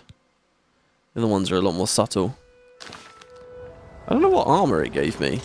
I don't appear to be wearing any armor. Or any new armor, anyway. I'll put it that way. Oh, does it break our conjured stuff when we get on the horse? That's weird. Didn't know it did that. Right, so we could wait there till dusk. That's quite a quick way of beating the quest. I mean, Jesus, speak to one guy at the temple, walk 2 foot away.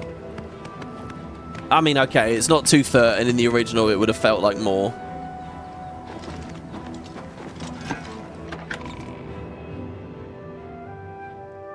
You have to go a bit more north for the companions. Winky face. Oh, you mean the Skyrim companions, yeah. See, I didn't actually do the companions quest. I know what it's about. Minor spoilers, I guess, for one of the Skyrim things. I've never played it, but they're werewolves, right? You don't know they're werewolves immediately, but that's like how you become a werewolf. Isn't that right? I've heard that Arentus Falvius at the chapel can conjure up creatures. It hardly seems appropriate for a priest of the 9 divines. But they put up with it. Good day. Leave me alone. Good day. Go ahead. I'm listening. Well, I'm looking for a guard. Hello. What do you need? A particular guard. Can you guys help me out? We can ask any guard about the strangers in town, actually. Yeah, and it's kind of the Fighters Guild replacement. There is no Fighters Guild questline in Skyrim, right? It's replaced with the companions. I don't know why there's no Fighters Guild presence. And the Mages Guild feels really dinky and small. Not many quests. I mean, Winterhold is cool, the big, you know, outpost that they have up there, but it's just like the one place. I don't know. I don't know why there's no Fighters Guild presence. Anyway, strangers in town. You got any? Not on my watch. Captain Bird will know for sure, though. We all report to him. Well, where's Captain Bird? Be seeing you. Give me a marker for Captain Bird, please. It's just telling me to go to the runestone now, because I picked this other way through.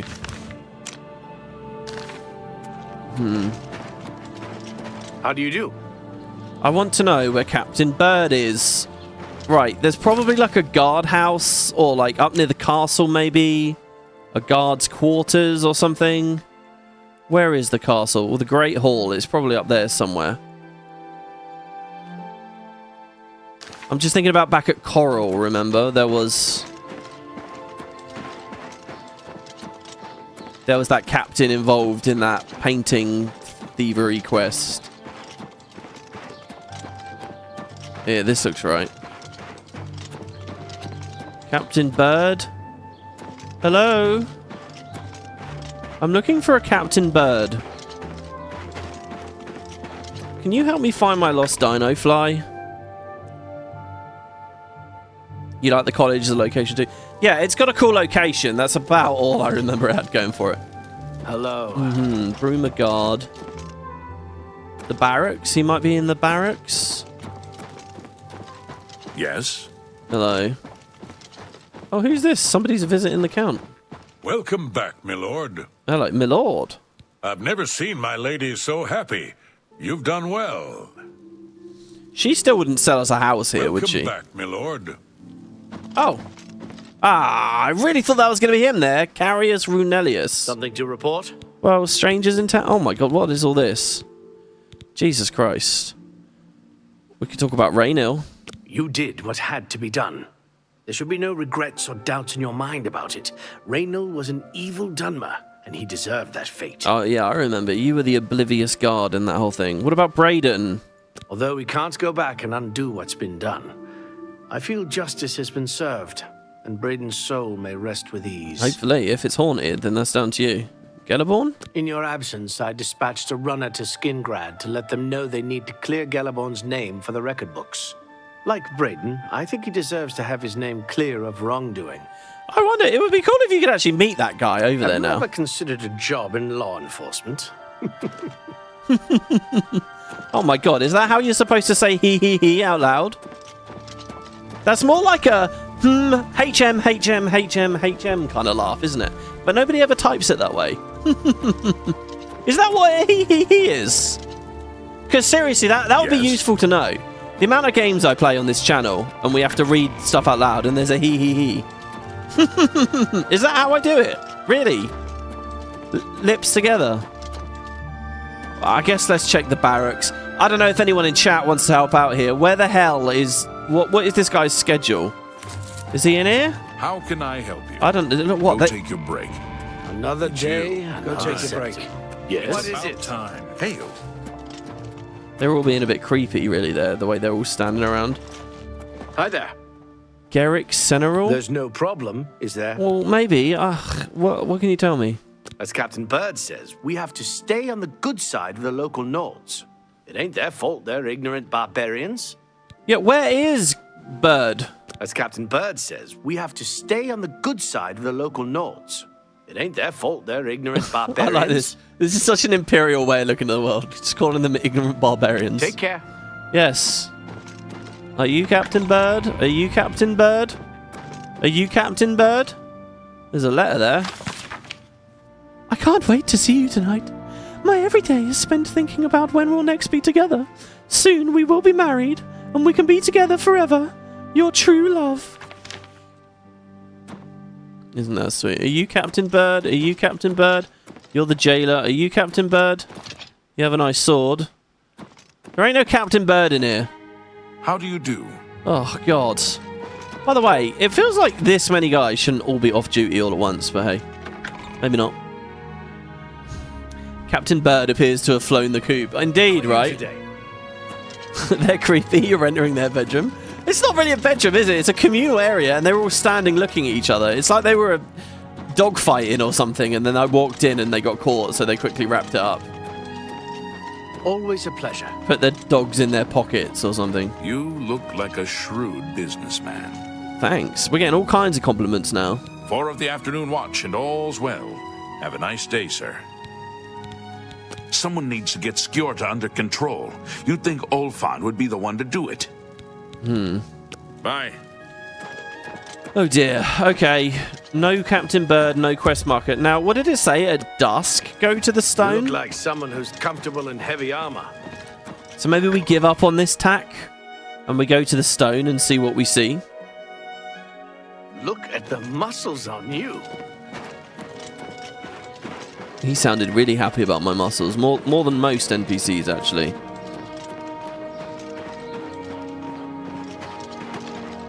What's this about? What's this about? I think we can speak to the beggars in this quest as well, and they give you a tip-off as to what's going on. They're the eyes and ears of the place. Well, there's somebody. Jerl. Oh, our bound stuff just... You cannot escape the Master's vigilance. Oh, shit! She's attacking me! She's the Mythic Dawn! Dun dun dun. Okay, hold on. She's supposed to walk up to the runestone. But she saw me and just went mental straight away. Yeah, she's one of the strangers in town. That's so funny. Hello. Was somebody over there? I yield. I yield. Come on. The dawn is breaking. Die, unbeliever. I do not fear death.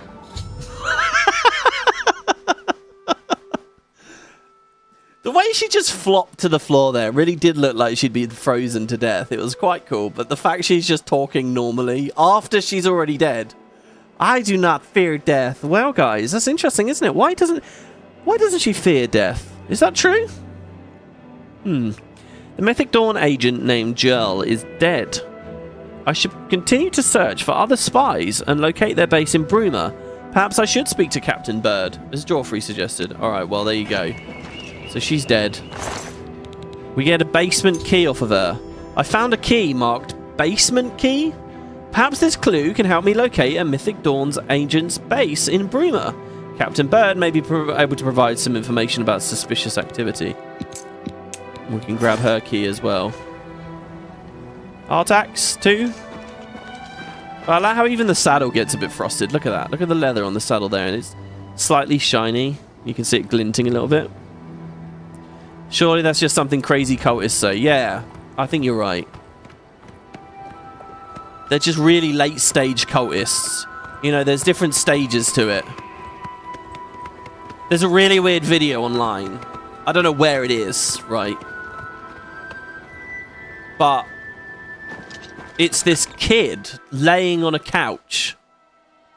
And his house is filled with people. The kid is like looking really bored. He's playing with like a Kinder Egg or something. I don't know what it is.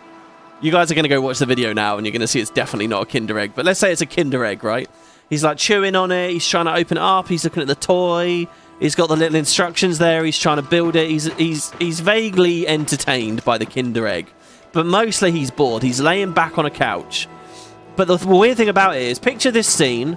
He's kind of acting like he's alone, really. But there's about 30 people in the room with... It's like a normal living room. There's about 30 people in the living room with him. Like touching him. Like holding his foot and his ankle and his wrist and his hand. And they're all crowded around touching him. And the backstory to it is that they're cultists. And they think he's like magical. He's like the son of like the cult leader who they think's like a god. And they think by touching the kid, they'll like get the magic off of him. I'm not shitting you. No doubt. Bye. Good evening. Bye.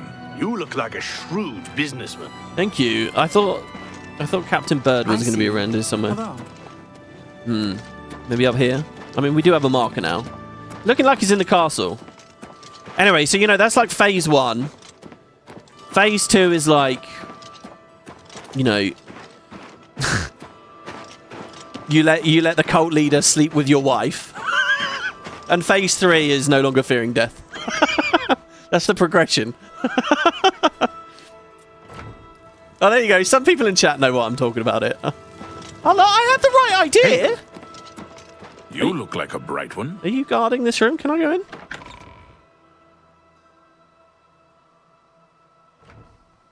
You also like demoralize and fortify speed. You had a wolf almost teleport away. Yeah, I plan to make one of those. I really do. That seems so cool. Some potions. Oh, he was in the dungeon. Plot twist, WP was that kid. Of course, yeah. And now you get a little bit of the magic listening to me making videos. Isn't that wonderful? I just can't imagine. What kind of a life would that kid grow up? What would he think of himself growing up? I mean, you know, when I think about a person that I probably just will never be able to relate to, just has a very different life. Hello. it's going to be someone like that with an upbringing like that. Like, on what level? What would I ever have in common with someone? Like, 'cause the kid's going to think it's real, right? You don't know otherwise. What's your story? I think as I went in, he came Greetings out. to you. There you are, Bird. Go take your break. I'm Captain Bird, commander of the Bruma Guard. You know, you're not very accessible. I guess it's because you're so busy, right? What do you think of Bruma? I make sure my guards treat the local Nords and their ways with respect. Yeah, kids can be kind of spoiled and bray. I can't imagine being told you're basically a god. Not just told. He's not just told that he's basically a god. He's living a life like he's magic. I mean, he's living it. There are people physically desperate to touch him. He's like playing with a Kinder Egg. But there's divinity there, you know. It's just crazy. Anyway, right, Spies. Sorry, Bird. We're talking about all kinds. We're talking about Daedra worship.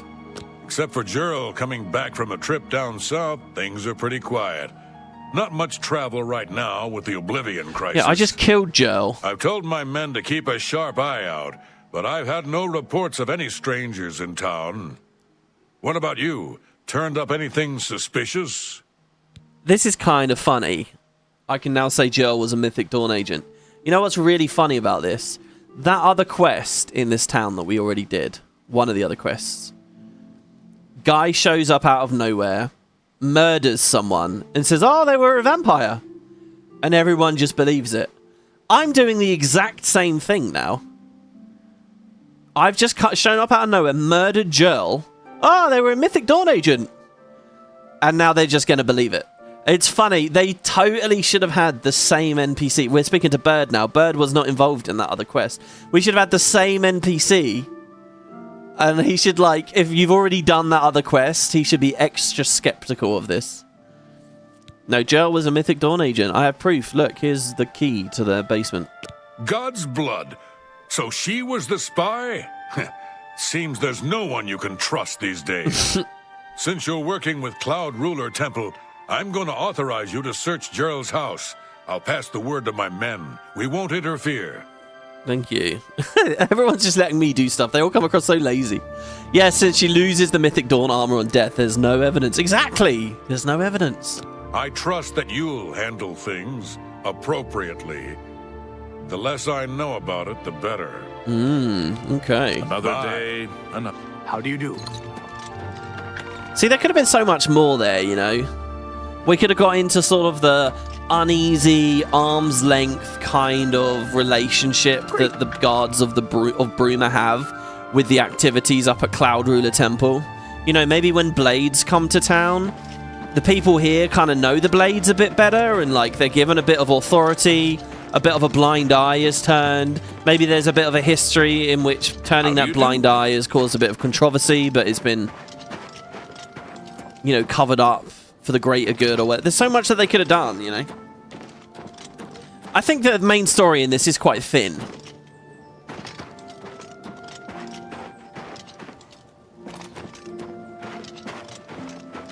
But maybe I'm asking for too much. I don't know.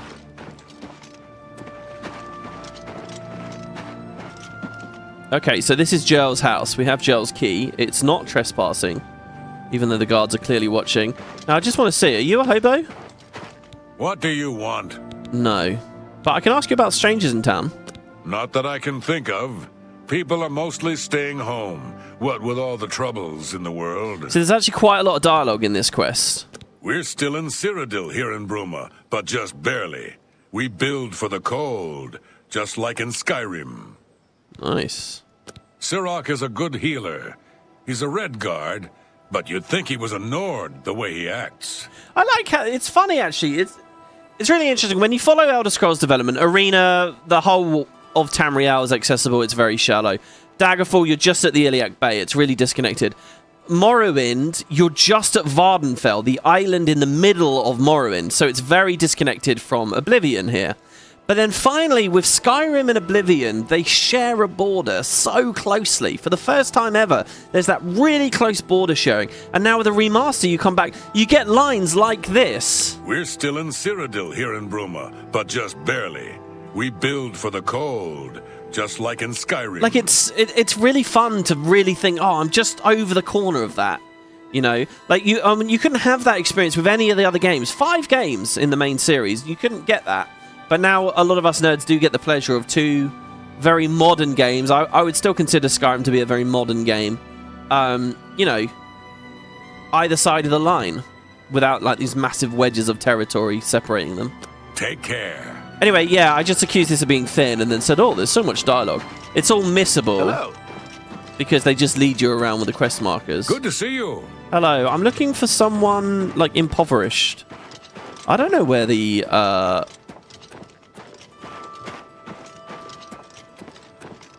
where the homeless sleep. I guess they have, like, bedrolls outside. Good. I'm hungry. Probably behind the houses somewhere.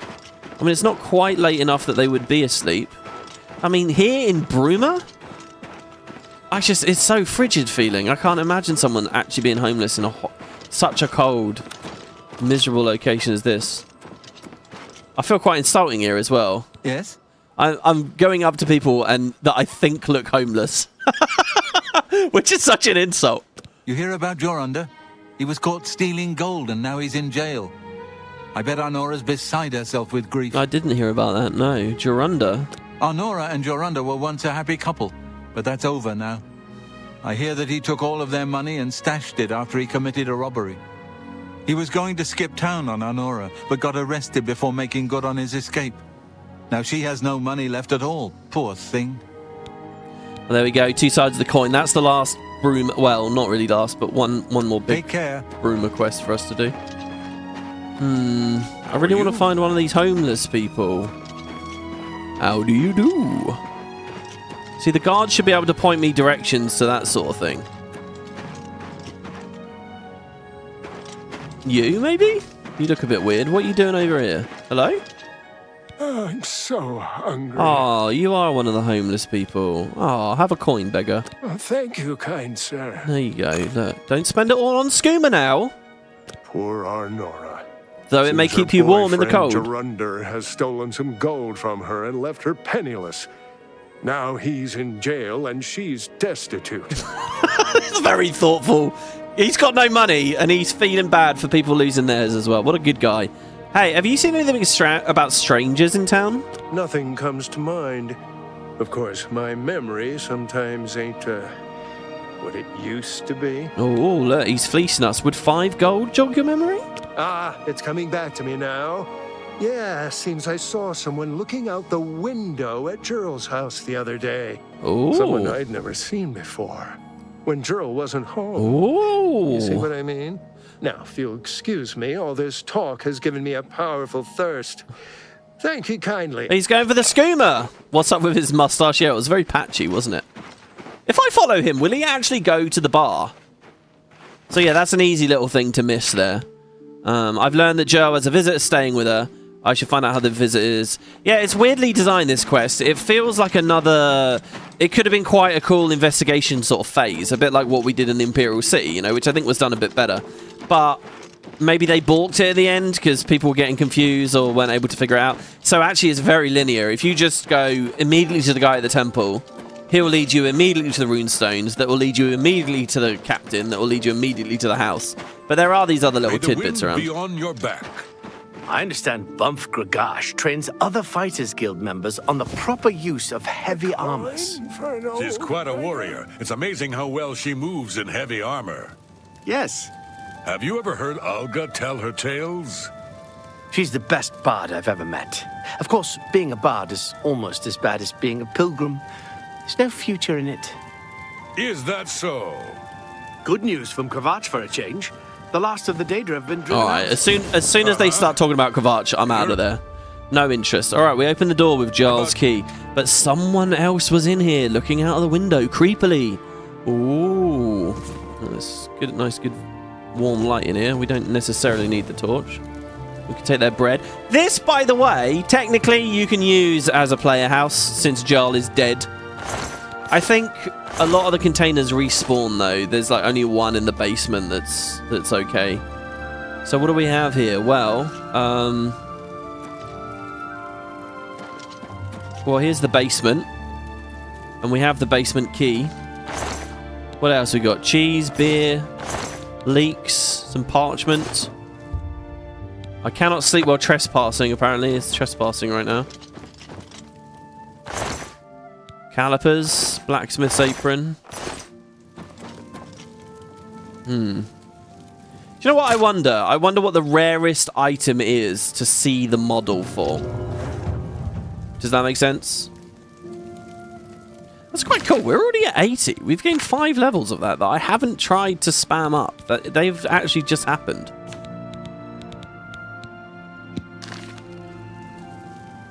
We can cast 2 of those. That's a little bit spammy. But yeah, do you know what I mean? Like calipers, we see in a lot of containers, but you probably see outside as well a lot. How often do you actually see blacksmith's aprons, like, placed around in the world? How often do you see onions actually placed around out in the world? That's a good-looking onion, by the way. Oh, I wish I could zoom in. That looks very real as an onion. I'd give that a 10 out of 10. Look at it. It's got the little crack on it. You can feel that's like the looser skin that peels away. You got that little bit there as well, the fresher bit. Alright, the tip doesn't look good. It should be a bit more frayed, I think. Onions don't really do that. They don't wrap inside themselves like that, do they? Still. There you go. Look, you're getting that onion commentary. You know, you can go on YouTube today and you can look up a lot of different Let's Plays for Oblivion Remastered. But how many of them are giving you onion commentary, eh? Give me one. Seriously, all time. Send me a link with a timestamp. If you can't find it, I'm just going to say that's a value add right there. That's the WP ad. Give you a big thumbs up. So there's a creepy basement. Oh shit. I'm going to assume there was a ladder there. That's cool. They actually placed us on the crate. What we got here? Anything in the cupboard? No. Oh, Jarl's orders. Oh, these could be illuminating. The Mythic Dawn commentaries too. Well, that's definitely something, isn't it? I would pick it up and sell it, but it's 5 in terms of weight. So, like, look at that. The Mythic Dawn commentaries. Do they have different models? It's fucking huge as well. Jesus Christ. Alright, so Jarl's orders. I found a document in Jarl's basement that reveals the enemy's plans. I should show the document to Joffrey immediately. Jarl. The Master was pleased to hear of your activities outside of Coral. The more gates that we open, the nearer we are to the glorious cleansing. So hold on, are the Mythic Dawn actually specifically the ones opening the gates? Is that the idea? The Master has chosen you and Severi for a most crucial mission, a sign of your advancement through the ranks of the Chosen. We have learned that the Septim Heir has gone to ground at Cloud Ruler Temple. Uh-oh, they know that Martin's there. The lair of the accursed blades. The Master has made its destruction. So is the Master Mankar? I guess so, right? The Master has made Cloud Ruler Temple's destruction the top priority of the Order, and Lord Dagon has committed whatever resources are required. Wow. Pending your report on the Septim's activities at Cloud Ruler Temple and your assessment of temple defenses and possible routes of escape, we plan to open a great gate in the open ground before Bruma as soon as possible. I love this. They've been given a very careful job to scout and actually figure out the defenses and so on. And instead of playing it cool when I saw them leave the town, they just went mad and attacked me. Remember, the first 3 lesser gates represent only the preliminary stages of Great Gate deployment. Do not in any way compromise your cover in defense of these gates. New ones can be quickly and easily reopened, and once the Great Gate is opened, the fall of Bruma is assured. Cloud Ruler Temple cannot stand long after that, and the Septim will be caught like a rat in a trap.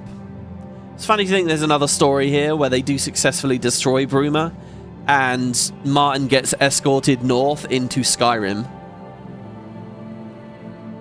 We would welcome any further details you can offer concerning the Imperial agent who rescued Martin from Kvatch. Hey, that's me!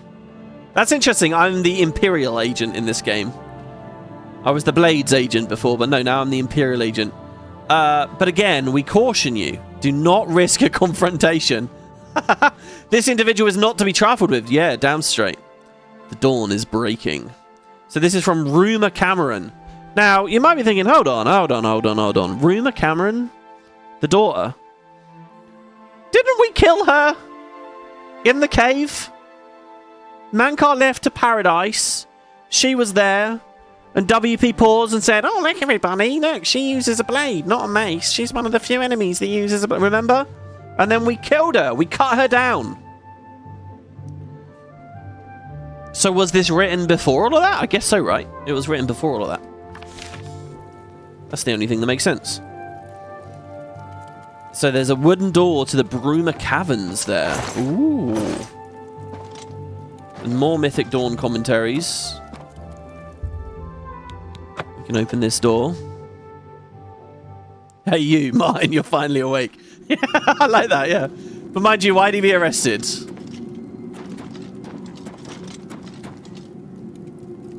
So where do these come out?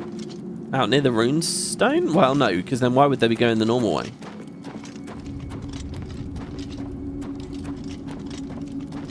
It's a creepy skittering clacking sound. Oh, there's a rat in here. Quick little soul capture there. So we got a choice. We can go left and there's a door to the Gerald Mountains, or we can go right and there's a door. Sort of. A quick save. We haven't saved for a while. Oh, let's ball the rats up. Ready? We're gonna AoE. Ready? Ah! They both died at once, and we, in theory, captured 2 souls, but no. Nice. I love that. I love that AoE reaping thing. We should get a scythe. There's just a couple of rats here. It doesn't look like there's anything else going on. Some kind of well borehole. That looks like the kind of hole they dig for ice fishing, you know?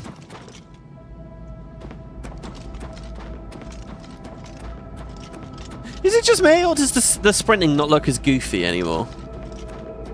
Does it still look goofy?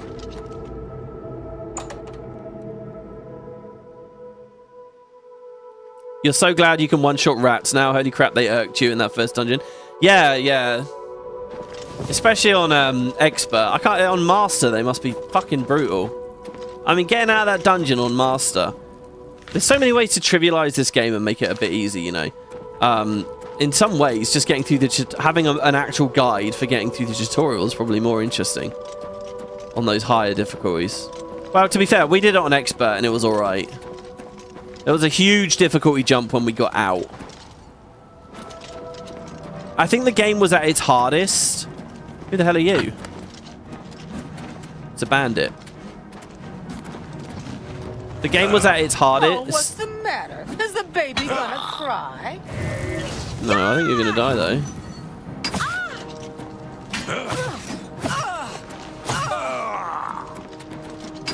Oh, that was a big overhanded hit there. Her weapon went clanging way off into the distance there. I don't even know where it's gone. Oh, some lockpicks. Actually handy. I'll take those. Yes, please. Much appreciated. Are we really going to walk back to the temple? I mean, it's close, but then also not close because it's all the way up that ridge. So maybe we fast travel there. It's funny, I was expecting to see something on the other side of that tunnel. I wonder if there's another way through that quest in which you... So why does my horse do this? It tries to go back to Bruma. I guess it's going to the stable, right? In which you use that cave somehow, maybe? Joffrey's always patrolling out here in the cold. I mostly remember him being indoors, but we've barely been indoors so far. He's I'll on feel his... better when you've eliminated those spies. Well, There's no telling what they may be planning. I have good news for you then. What have you learned about the spies? I love how old he looks in this. He definitely looks a lot older. Like, not here. A second ago, before I entered this conversation, his face was, like, really wrinkly and cool. I saw the stupidest mod online earlier. It was... younger women. Younger Cyrodiil women. And the point of the mod, the whole reason the mod exists, is the guy has gone to every single female NPC in the game, every single one. And you know how they have like an age slider? He's minimized the age slider on all of them, so that they all have fair skin. They must be young. I need the young-looking women. Young women. Young. I looked at that page. I thought, that is fucking crazy that someone would put all their effort and energy into that. Ugh. Anyway, show Joffrey Jarl's orders. This makes for grim reading. The Mythic Dawn did not take long to locate Martin again. The document speaks of 2 agents. You need to eliminate both of them. Yeah, you saw that mod you passed on. I don't know, what's the point? There's so many levels of that where it's like, that is pointless. That does not matter. I don't know what you're getting out of that. Anyway. Shit, what? Is that it? Seriously, that's all you have for me? The plans you found make it clear that the Mythic Dawn will soon move against us here. You must eliminate their agents in Bruma. Eh? Oh, right, because we've got the other agent to find still. Joffrey told me to make sure all the Mythic Dawn agents were dead. The document I found spoke of 2 agents. I must track down and kill both of them. Yeah, I think what we've just done there is kind of an interesting little bit in the quest. Where you can actually have them both dead already. And he'll just say, oh, good job. So we have to actually kill him. Shit, so who's the other one? Where is the other one? Was it to do with that cave?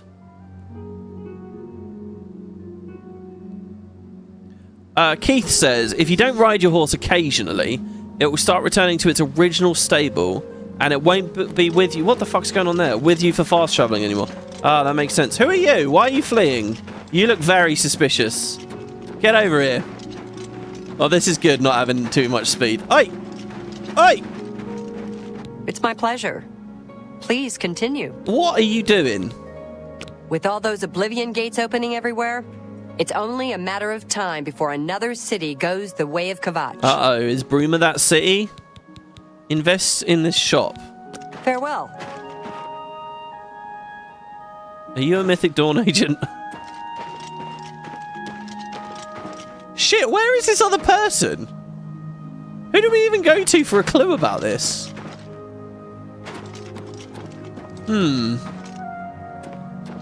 Shall we just wait in the house and see if they show up? Of course, that relies on me actually figuring the house out. There's Banelin's house. That's the house for sale. So we could live there. Just looks like a little... Do you know what these look like? Little holiday cabins to me. You know? Hello. Hello. We could rest.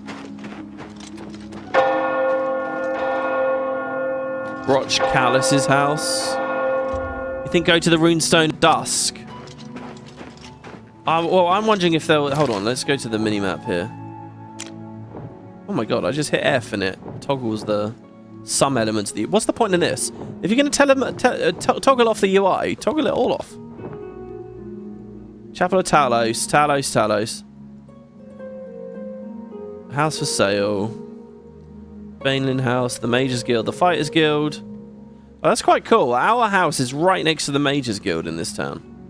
Nordwinds, Novaroma, the Gerald View Inn, Braden's house, Istrius' house, Gerald's house. Let's go back to Gerald's house, see if someone's creeping around in there at any point.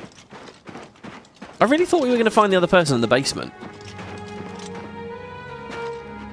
Keith also says, if you have an armoured horse, I believe it considers the Imperial City stables to be home. Oh, really? Oh, that suggests it swaps the whole horse then, doesn't it?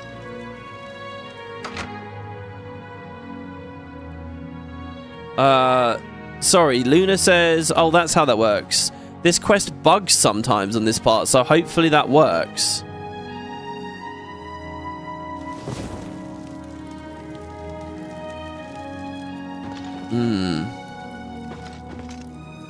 There's been a lot of rubbish, first-time modders. Oh, look, I mean, I don't judge anyone for... Look, you customize the game how you like. I shouldn't be so snooty, should I? I shouldn't be so smarmy about it. I have to say, over in the Stellaris modding community, they've got like a channel where I don't know. There's just a certain kind of personality of people that get very, very, very judgy about things, and I don't really want to be like. They have a channel over there where they're like just ultra. Basically, so someone released a mod over in that scene recently, but they really put a lot of effort into like a custom scenario where like huge sections of the galaxy are locked off and you can't travel through or claim until a certain point later. It's like a whole custom campaign. It's a cool idea, and it addresses an interesting element of the game that I've always wanted to figure out a cool solution for, which is the idea of like simulating. You know, if you play a grand strategy game on Earth or whatever, you have oceans and lakes and rivers, and you have all these interesting geographic phenomena that separate the nation states. And it's like, oh, we don't really interact with one another because there's an ocean between us, but we can trade with boats, or we'll need a navy if we want to attack. You know, there's a lot of dynamics there, but when you go to like a galaxy, a lot of those dynamics go away. Like, how do you simulate a lake in space kind of thing? And anyway, so this mod kind of tackles that a bit. It does a whole custom campaign, loads of events, put a shit ton of work in. Now, that's a very small, slow-moving scene. You don't really get any kudos or gravitas for modding for that. It's a quiet thing, you know? So if you're going to put a lot of work into something, I see nothing wrong with hustling on your workshop page, or like when you're creating media for it, or, you know, creating Reddit threads about what you've made. You want people to play what you've made. You've worked hard on it, you want to share it, and you have to put that work in. Because if you don't, if you do a shitty workshop page, if you do whatever, if you don't self-promote, no one will see what you're doing, and you get left in the dust. And so for the purposes of mod makers, I think that's fine. Go for it. And so someone was doing that. They were self-promoting, and they put a Reddit thread up about their mod, and it listed the name of their mod. I can't remember what it was, but it said as the subline, the subheader, it said "Mod of the Year?" ? So rhetorically asking, is this the mod of the year? Now that's a really good headline for getting people to click it. To get average Joe Schmo to try a thing out, then yeah, that's eye-catching, and it's deceitful, and it's kind of it's a bit icky, right? Because he made the mod himself, and to say, oh, I've made mod of the year is a bit cringy or whatever. But like, I get why he did it, and I wouldn't sit there going on and on and on about it. But there's like a private channel in Discord, not my Discord, in the Stellaris Discord, where they're all just being like ultra judgmental, and to me they just look nervous. They just look like insecure nerds that are scared someone's put a lot of effort in, and they feel like they have to bag other people down. They have to put other people down to feel good about themselves. And it's like, you know what, the guy's hustling because he put a lot of work in. Hello. And it's a bit cringy, but whatever, get over it. It's not really a conversation. But you've got these just fucking losers, basically, just I don't know. Anyway, me bitching about it makes me my own form of whiner, so whatever. I don't know what I'm doing. Hold on. Okay, let me read this once more. Joffrey told me to make sure all the Mythic Dawn agents are dead. The document I found spoke of 2 agents. I've got to track down and kill them both. There wasn't a name, right? Let's see here. What was it called again? Jarl's orders. There's no name in this, is there? Yeah, there is. The Master has chosen you and Severi for a most crucial mission. So I find Severi, and I can kill him.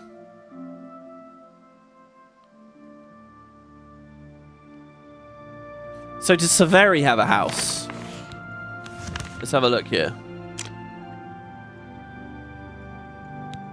So that's Jarl's house, Honora's house, Ognar's, Istrius, Regna, Helvius. Severi is a stranger, though. Severi doesn't live here. Severi is who the beggars saw through the window.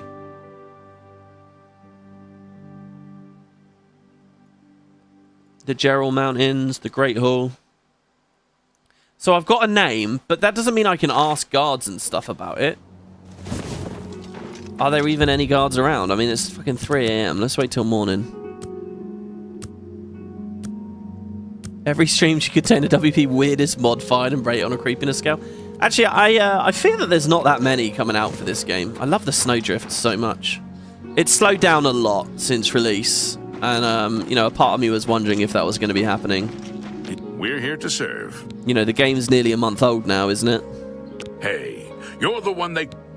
See, I can't ask him about Severi.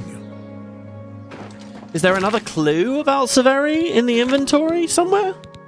In the note? Maybe Severi's in Jarl's house now that it's day. Like, I don't remember this whole phase of the quest. I think quite often you end up killing them both pretty much back to back. Geode says might as well nap at Jarl's. I'll try it, yeah. What is it? Hello, Regna. Is there anyone around the back? Anyone that patrols here? Anyone that can tell me, hey, I saw something weird? I like the geography here. You really can feel that there's a cave entrance there, you know, that...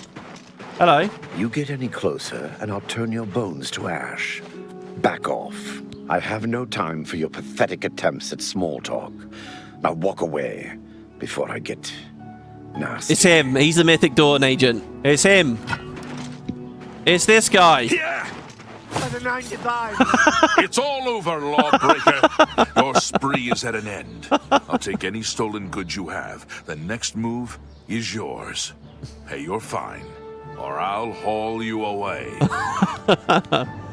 Oh, no, come on. Let me resist arrest because you like me so much. Then pay with your blood. Assault! Assault! Assault! Jesus. The way he just spoke to me. He threatened me. Isn't that technically assault?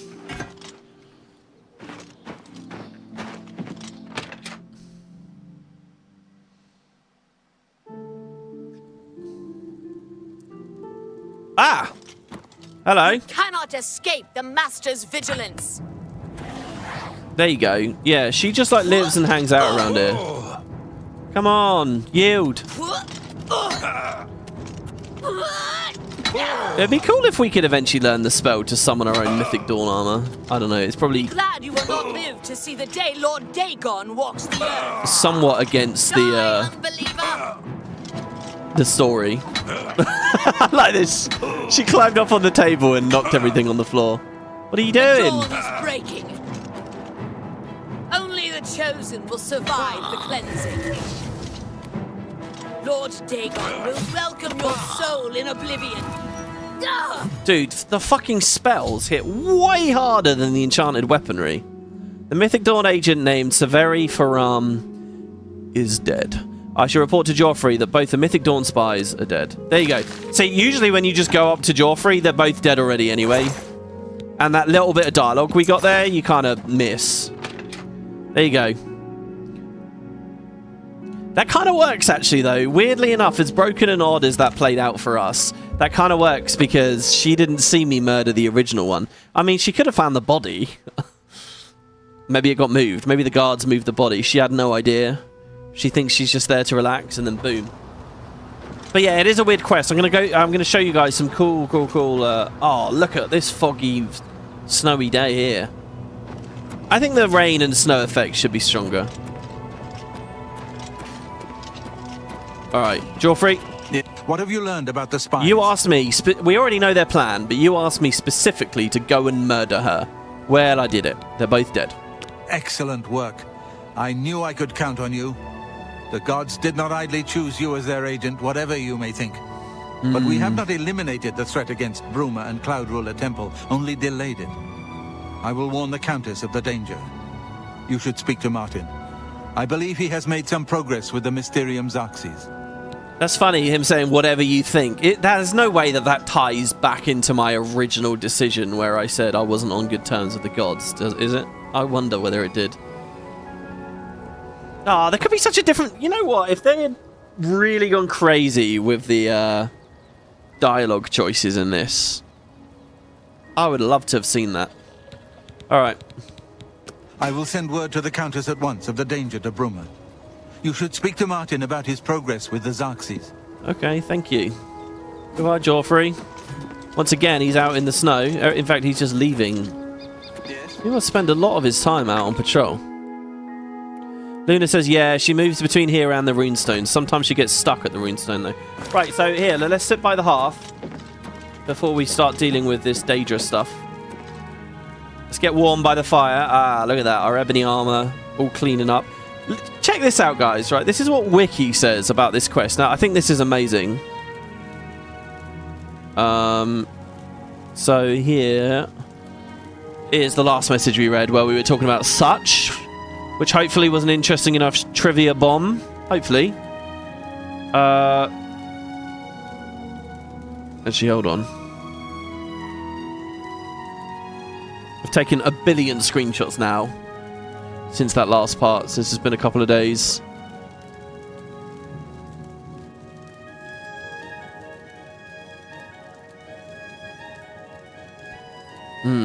That was about those guards that just keep following you. Here you go. Check this out. A number of unused dialogue topics are tied to this quest, the one we just did, and they appear to be left over from a much different iteration. One of the player-only topics reads, "I have sleep potions," though it's unknown to whom you would have said this and why would you do so. There's also an unused sleeping potion item, although it never got out of the testing phase before being left unused. Numerous other topics refer to a password of some kind, which you would have discussed with someone affiliated with the Mythic Dawn. The right option would have been greet the new day, but you could also say I don't know. Try to bluff it by saying serve the Mythic Dawn, or you could have ignored the password completely and made your demands. Take me to Martin, or take me to Rumor. Both of these lines are interesting, as Martin, with a Y, was Martin's original name, while Rumor's inclusion here is also noteworthy. In an earlier draft for the main story, she would have been working against her father. So this is the daughter, right? This is Rumor Cameron. In an earlier draft for the main story, she would have been either working against her father or been a double agent, as she was a part of the Blades and would have originally helped you get the amulet to Coral. How amazing is that? Another dialogue topic reads, secrecy, take me to Rumor now. Although it seems this line would not have been used with a password person. The final unused topic reads, he's coming later, and it's completely unknown as to whom this topic refers. A conversation between Mankar Cameron and Rumor is also present under the name blah blah blah and Main Quest 07 Mankar Rumor, but it contains no dialogue. Finally, there's also an unused unique Jivali, known as Jivali Armora, left in the files. They were also still in a testing phase by the time that they went unused, as they can be seen by its editor ID, blah blah blah, test Jivali Armora. And also, by the way, at stage 80 of this quest, some alchemical apparatus and ingredients appear on the table in the Great Hall. So, and I talked about that happening before as well. We're getting the spinning camera, cool. Yeah, look how amazing that is, honestly. You'd think I should just be grateful with what we got right, but it sounds like there was a lot more going on with the main story at one point. Talking about this, talking about the cut arenas, talking about such being cut. You know, Oblivion Remaster is all well and good, but what about Oblivion Expanded?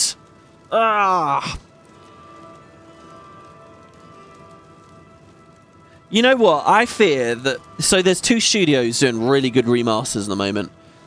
There's Aspire. Alright, and I'll put an asterisk on Aspire because we know Aspire didn't really do the work, blah, blah, blah, with the TR stuff. And then there's these guys, Virtuous, doing this. And in both of those cases, with both of those franchises, I feel like they've landed on something really good and should keep going with it. But in both cases, I'm guessing the money is to just move to another game immediately. So I don't know. Like, can you imagine if they did some new... Like, they've done these two shitty quests already that they've sold for the deluxe edition. But what if they, like, start restoring more cut content and stuff? I don't know, man. I'd pay for that. But I think they're just going to move on. They're going to move on. They're going to do Fallout 3 probably is the next one. That's my best guess. After Fallout 3, you might see New Vegas. And you might see Oblivion. Morrowind, sorry. I don't know. Anyway. I guess there's also Sky Oblivion. Maybe those guys, as fans, are they expanding? So I saw some screenshots of Sky Oblivion, actually. In fact, I'll put those on screen for you. I think I have them. Let me see here. Mike linked me a couple of images, and they're quite Sky. So just so that you guys know, Sky Oblivion is this game. Basically, you need to own actual Oblivion, and you need to own Skyrim. and then you can patch them together, and you get all the voices and stuff, but they've remade Oblivion as a Skyrim location. It's the same story and everything, but it's totally remade with all their own 3D artists, their own quests, and it's in Skyrim. So the Skyrim crafting is there, the Skyrim skill system is there, the Skyrim weapon categories, all that shit. It's Skyrim, but the Oblivion story. And so this remaster really is quite a purist remaster. It's basically just shoring things up.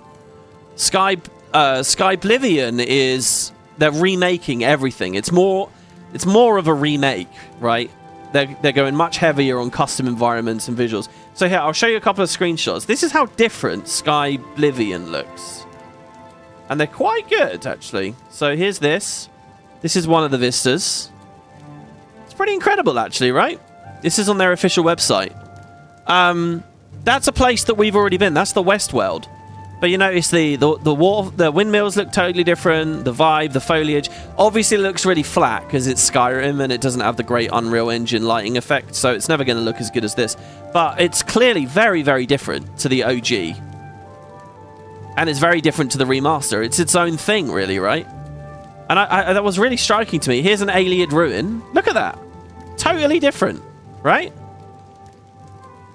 So apparently every single dungeon, you know, like the 60 Ayleid dungeons, every single dungeon is unique and freshly made.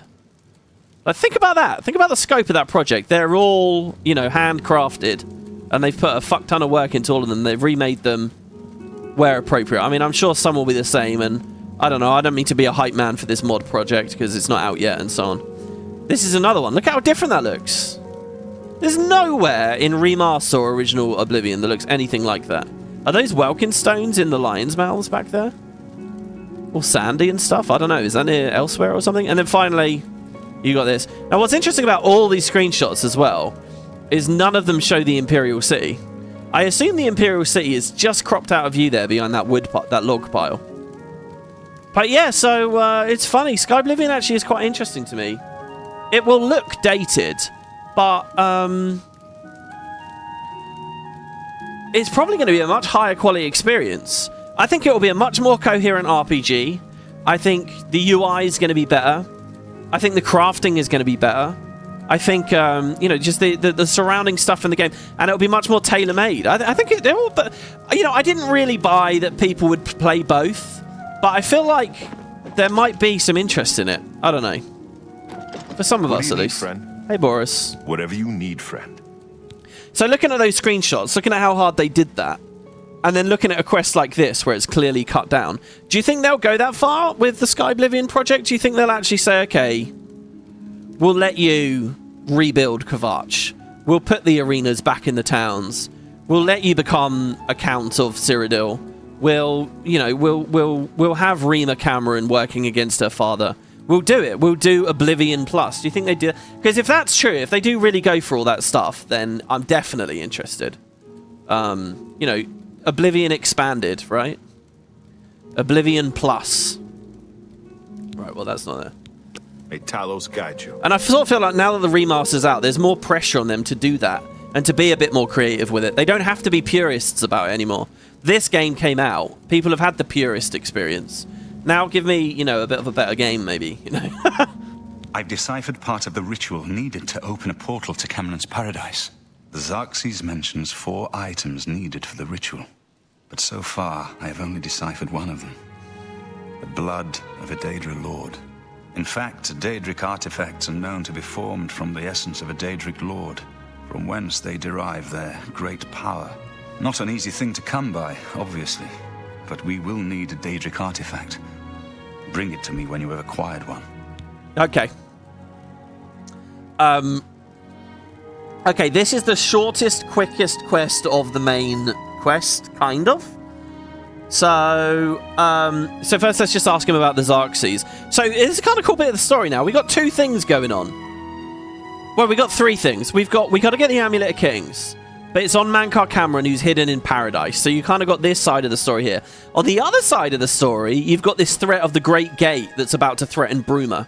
And I think RPG stories are always at their richest when they're juggling a couple of things. You know, if you saw my playthrough of the Masters Challenge around Christmas for FFX, you know, I talked a lot about that. When you're on the Mihen High Road, right, and you've got Clasko's story going on, and you've got the Operation Mihen story going on, and you've got our story going on, and you've got Belgamine's story going on, and or just before that, where you have the Auroch story is going on. You know, you've got all these layers. I think that's where it works really, really, really well. And you get a little bit of that here with Oblivion. You've got these two things happening. So what did you learn about the Xarxes? I've learned that the Mysterium Xarxes is both the gate and the key to Cameron's paradise. In some sense, the book is Cameron's paradise. Really? Manca Cameron bound himself to the Xarxes when he created his paradise, using dark rituals which I will not speak of further. A gate can be opened from the outside, however. It will be more difficult, as I will have to temporarily bind myself to the book. But I believe it can be done. I will continue working to decipher the arcane items needed for the binding ritual. I love this him with this really muted, empty-looking amulet on him the whole time. Okay. I think I'm close to deciphering more of the ritual. I hope to have made some progress by the time you return with the Daedric artifact. It's got a book on the Amulet of Kings there. We read that one. Modern Heretics, The Warp in the West, Mysterium Xarxes, Glories and Laments. We've read all of these, every single one of them, but we haven't read Glories and Laments. It's only 5 pages. Let's see what we got. Glories and Laments Among the Aeoliad Ruins by Alexandra Hetrard. Having arrived at Gottlesfont Priory, halfway on the Gold Road between Skingrad and the Imperial City, I resolved to make a side trip to view the magnificent ruins of Seatata, or the Shadow of the Fatherwoods in the ancient Aeoliad tongue. After many hours of difficult travel through tangled hawthorn hells and Limberlosts... Limberlosts? What's that?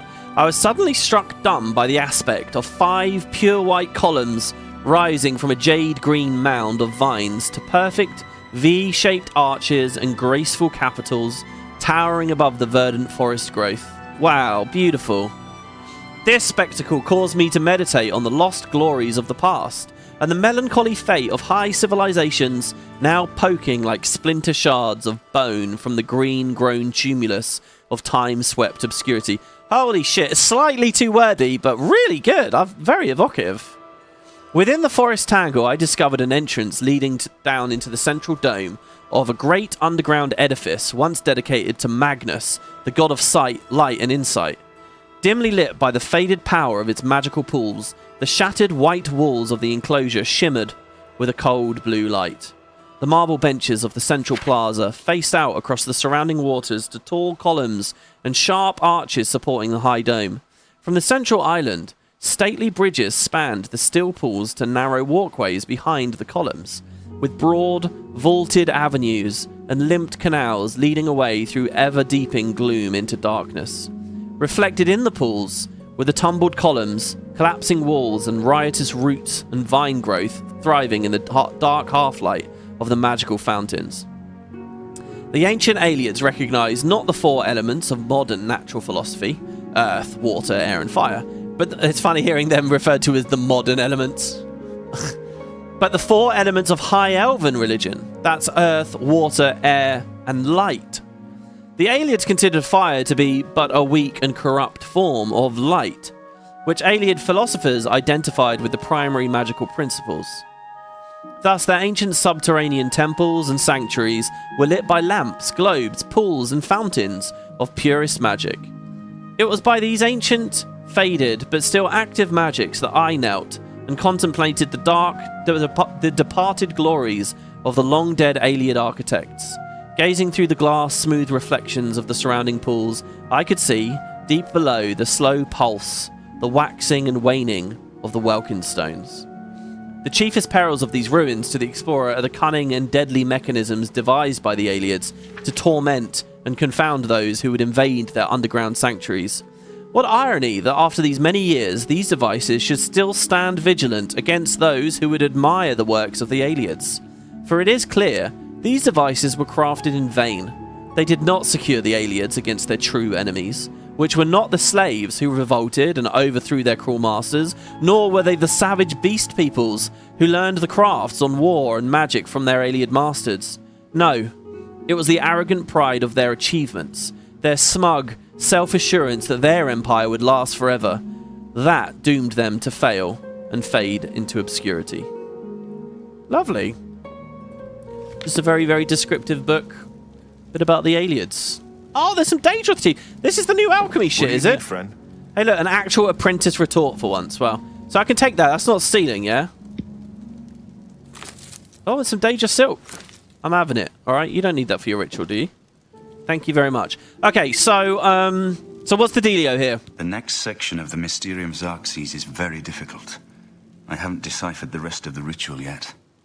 I hope you are making better progress. We've got to give him a Daedric artifact. Now, normally, when you click this, he's going to lead us over to Azura's shrine for Azura's star. That's like the de facto place that the main story will point all players. Unlike that quest we started today with, it will definitely put you there. So there's kind of a weird thing. If you're just beelining through the game, you'll go straight to Azura's star, grab it, and then you'll give it to Martin, and you will lose it forever. See, the way this quest works is we're going to give him a Daedric artifact, and that's it. It's gone. Bye-bye. You don't get it back. All right? You have to sacrifice. And remember, Daedric artifacts are non-scaling. They are once in the entire game kind of things. They all have a special effect. They're really lightweight, or they provide some kind of... Like, Volendrung gives us Paralyze or whatever. They all have something. Azura's Star is insanely OP. Azura's Star is probably the strongest Daedric artifact in the game, due to balance issues with the fact that enchantments are so, you know, overrated. Not overrated. Overly important, right? So I'm sure Bethesda wouldn't think of it that way. But yeah, so Azura's Star is like the one thing you don't want to give to Martin. I mean, really, out of everything, do not give him Azura's Star. Azura's Star is a terrible idea to give to him, but it's also the one that if you're beelining through the game, you will give to him, which is kind of funny. There's another really, really common one a lot of people have at this point. It's called the Skeleton Key, and it's an infinite lockpick. That you probably don't want to give to him as well, but a lot of people do, and then that's it. It's over. So anyway, usually you get here and you don't have any artifacts, and he leads you off. I don't know what's going to happen when I click this, because I've got a shit ton of them in my inventory right now. So let's see. I won't ask what you went through to obtain this, my friend. I know all too well the depravity of the princes of Oblivion. Are you ready to give me the artifact? Remember, the ritual will consume its physical form. It won't be seen again on Tamriel for many years. Okay, so check all these out. I have Azura's Star. I have Spellbreaker. I have the Ring of the Khajiit. I have the Ring of Namira. I have Volendrung. And I'm not ready to give one yet. Actually, oh god. As you wish. My preparations for the ritual will be different depending on the artifact we use. So I'll need it as soon as possible. Okay. I'm still working on the second item needed for the gate opening ritual. So there is another one, actually. The very first Daedric. I'm going to give him the artifact from the very first Daedric shrine we found. The very first one we found. And it had a very cool quest. And it's a really cool item, too. So there we go. Let's fast travel to Frostcrag Spire. I would understand giving the skeleton key if you want to do the lockpicking minigame for some reason. I guess, yeah, you don't technically lose out on anything given the skeleton key. And hey, look, if you get good at alteration, my character studies under stars. We don't need the skeleton key. We're going to have open very hard lock by the end of this when we're max level alteration, right? So who gives a shit? We can do it regardless. We don't need it. Speaking of which... But that's not a shrine I've found or a... See, I can't remember. Does that come from a shrine or does it come from the Thieves Guild stuff? I don't remember. Anyway, we'll cast a couple of shield spells there. I love seeing that membrane float over my face each time. Okay, I wasn't really planning on doing this, but we've messed up a little bit here. Let's go into the vault room.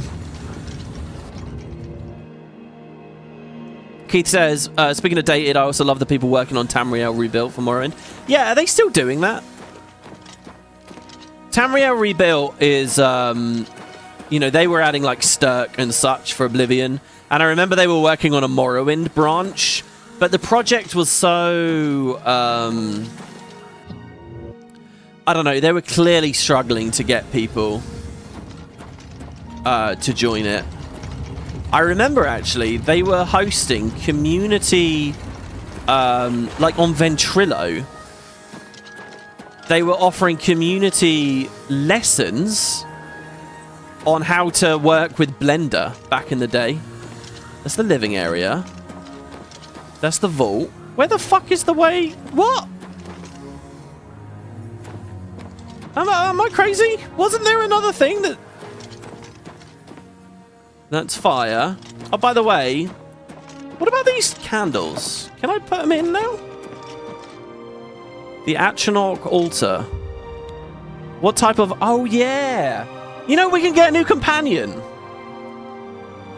What type of Atronach would you wish to summon? This requires 3 frost salts. Oh, well, I have those downstairs. Oh, there you go. The candle box removed. There you go. Look, the candles are on it. So we can now do spell making here. And then over here, watch, ready? There's no candles. Aha! And we can do enchanting. Yeah, you can do spell making, enchanting, and this central thing allows you to summon an Atronach as a companion.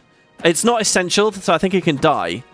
But it's not a summon, because these things are summonable. It's an actual companion, so you can kind of have 2. I will do that, actually. Living area? Oh, the vault. Right, yeah. What am I doing? Yeah, they. It's funny to think nowadays no one would ever do that. They charge you money or tell you to go to uni for it or whatever. That was the early days of Blender as well.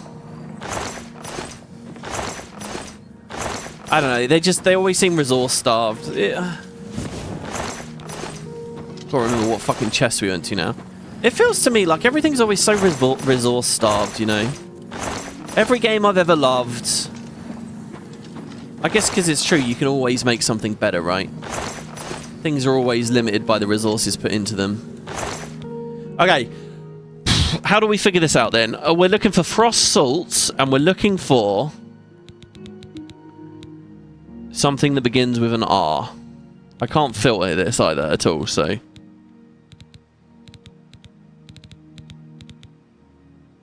Or it might begin with S as well, actually.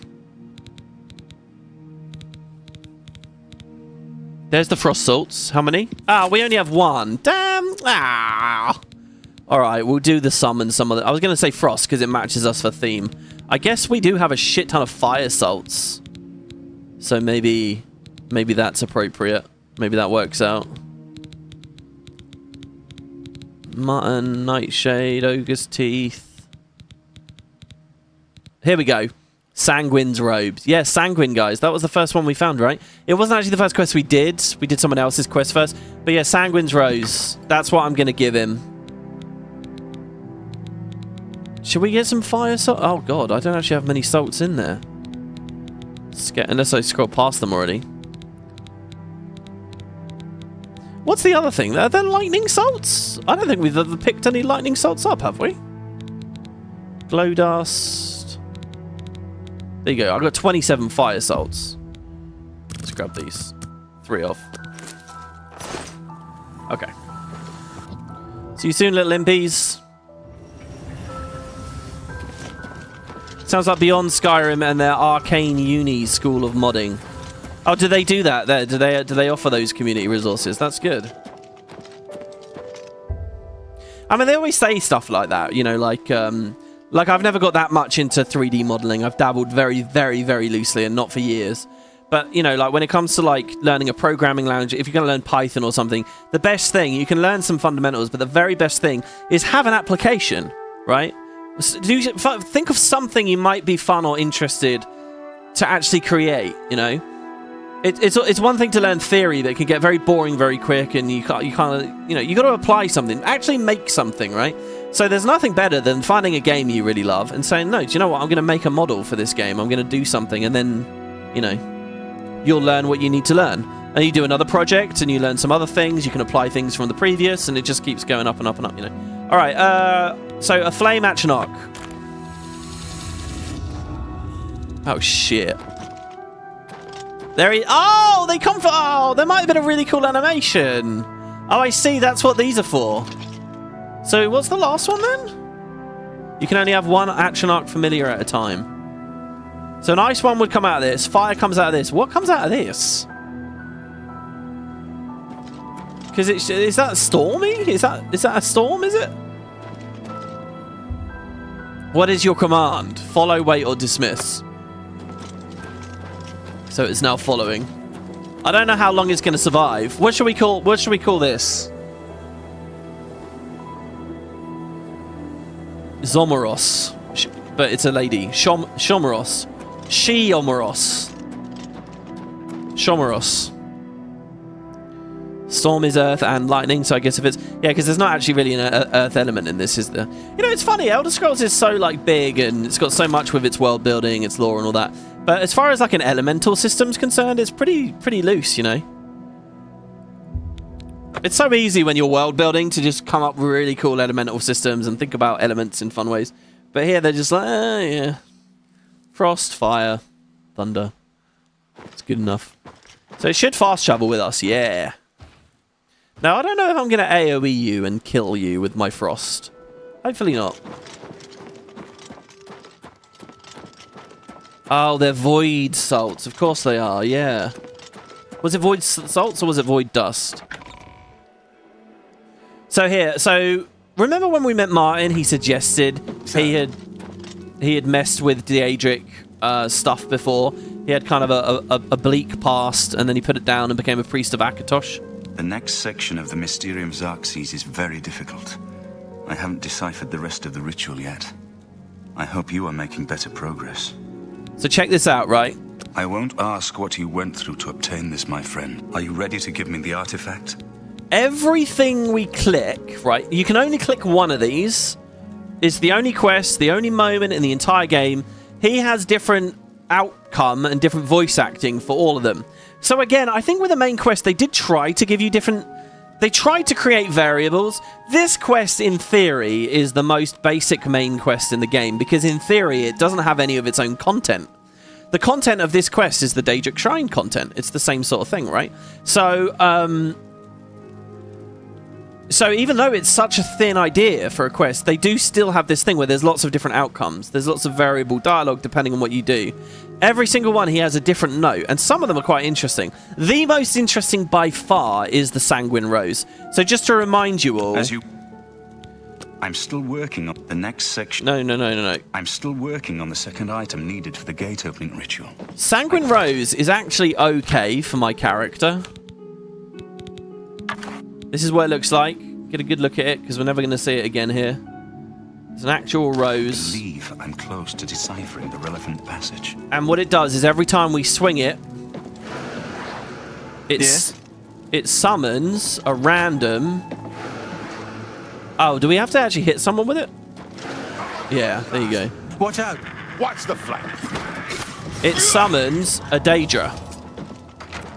A random Daedra. So there we got a scamp. There's a frost action arc. A little closer.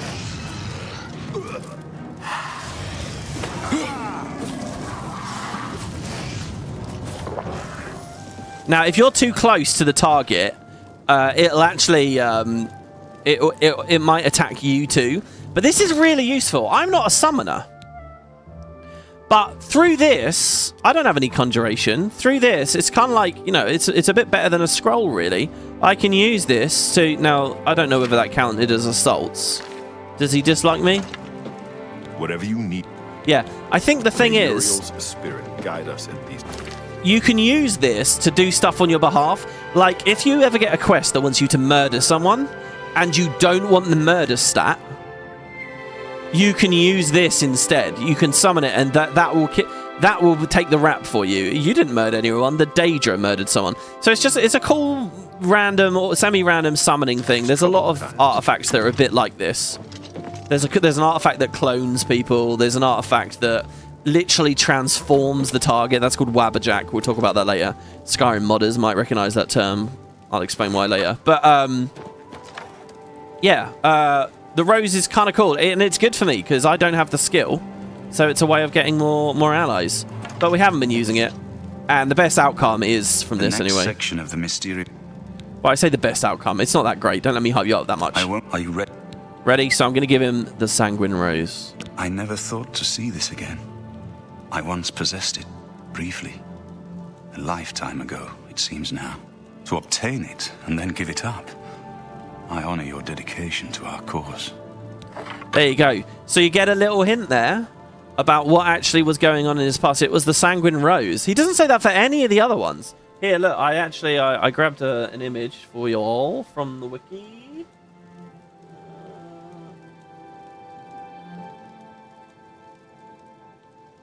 Here we are.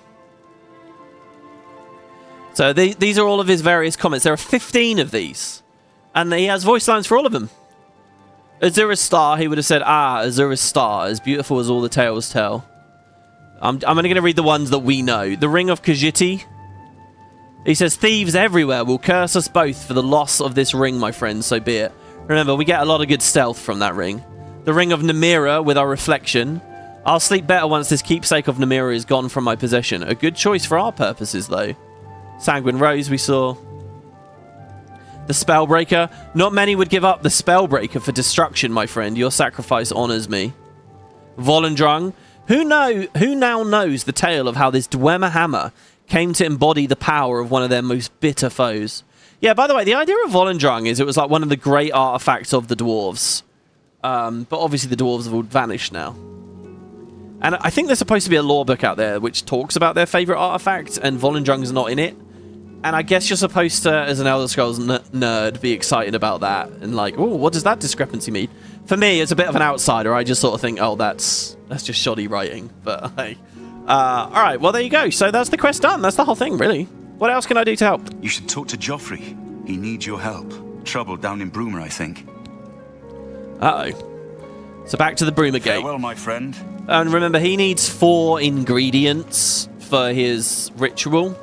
We've given him 1. Good evening, sir. You can probably see where this is going. We're going to kind of loop, I think, back. We're going to zigzag between Joffrey's stuff and Martin's stuff. Though, to be honest, I can only think of 2 other items that we're going to bring him. Oh, look at that. I just immediately assumed Joffrey was outside. Oh, he is! I've just received word from the Countess of Bruma that an Oblivion gate has opened outside the city. Uh-oh. It seems that the Mythic Dawn are putting their plan to attack Bruma into motion. Since you've dealt with these gates before, I'd like you to help the Countess's guard close this gate. Once they've seen how it's done, they should be able to handle any new gates on their own. Right. Okay, so where is it? Captain Bird is waiting for you outside the Bruma City gate. He'll show you the Oblivion gate, although I doubt it will be hard to find. Right. See, again, that's very short and snappy, isn't it? You should rendezvous with Captain Bird immediately. The sooner that gate is closed, the better. All right. Hey. Like, we can't talk to him what he thinks about, you know, our artifact hunting going on or anything like that? Well, there you go. So the Bruma Gate. Joffrey told me that an Oblivion Gate has opened near Bruma, and the Countess has asked for the Blades to help her guardsmen close it. I should find Captain Bird outside the city walls and help him close the gate. So this is our next trip. I'm 99% sure this is our next trip into Oblivion, and that'll be on the next episode, guys. I also, next episode, I really want to clean some more of these quests up. I think we'll get our mage's staff. Maybe finish this Fighters Guild thing with the mine. We haven't been back to the arena for ages. Probably the start of today's episode was a perfect time to get a couple more arena kills in there, wasn't it? So we'll do that. We'll get a couple more arena kills. Keep an eye out for this wine, maybe. I don't know. As always, guys, I'm loving your comments. If you've got any thoughts on what you want to see in the next episode, drop them down below. I'd love to hear it. To everybody who hung out today, thanks for all the support and stuff early on as well, everyone. That was lovely. I hope you're all having a lovely evening. I hope you're enjoying the series. And the next episode will be tomorrow. We'll be doing them daily again for a while now. So thank you, everyone. You would rule the arena at this point, right? Well, I don't know. It scales, so I assume we might see the benefit of the scaling here. You know, each fight will probably be quite interesting. I don't think we'll just one-shot each target. I mean, maybe. So yeah, that's Studies Under Stars for today now. Thank you, everybody, for watching. Hope you enjoyed, and I'll be back in Cyrodiil next time. Have a good evening, guys. Bye-bye. And thanks again, really.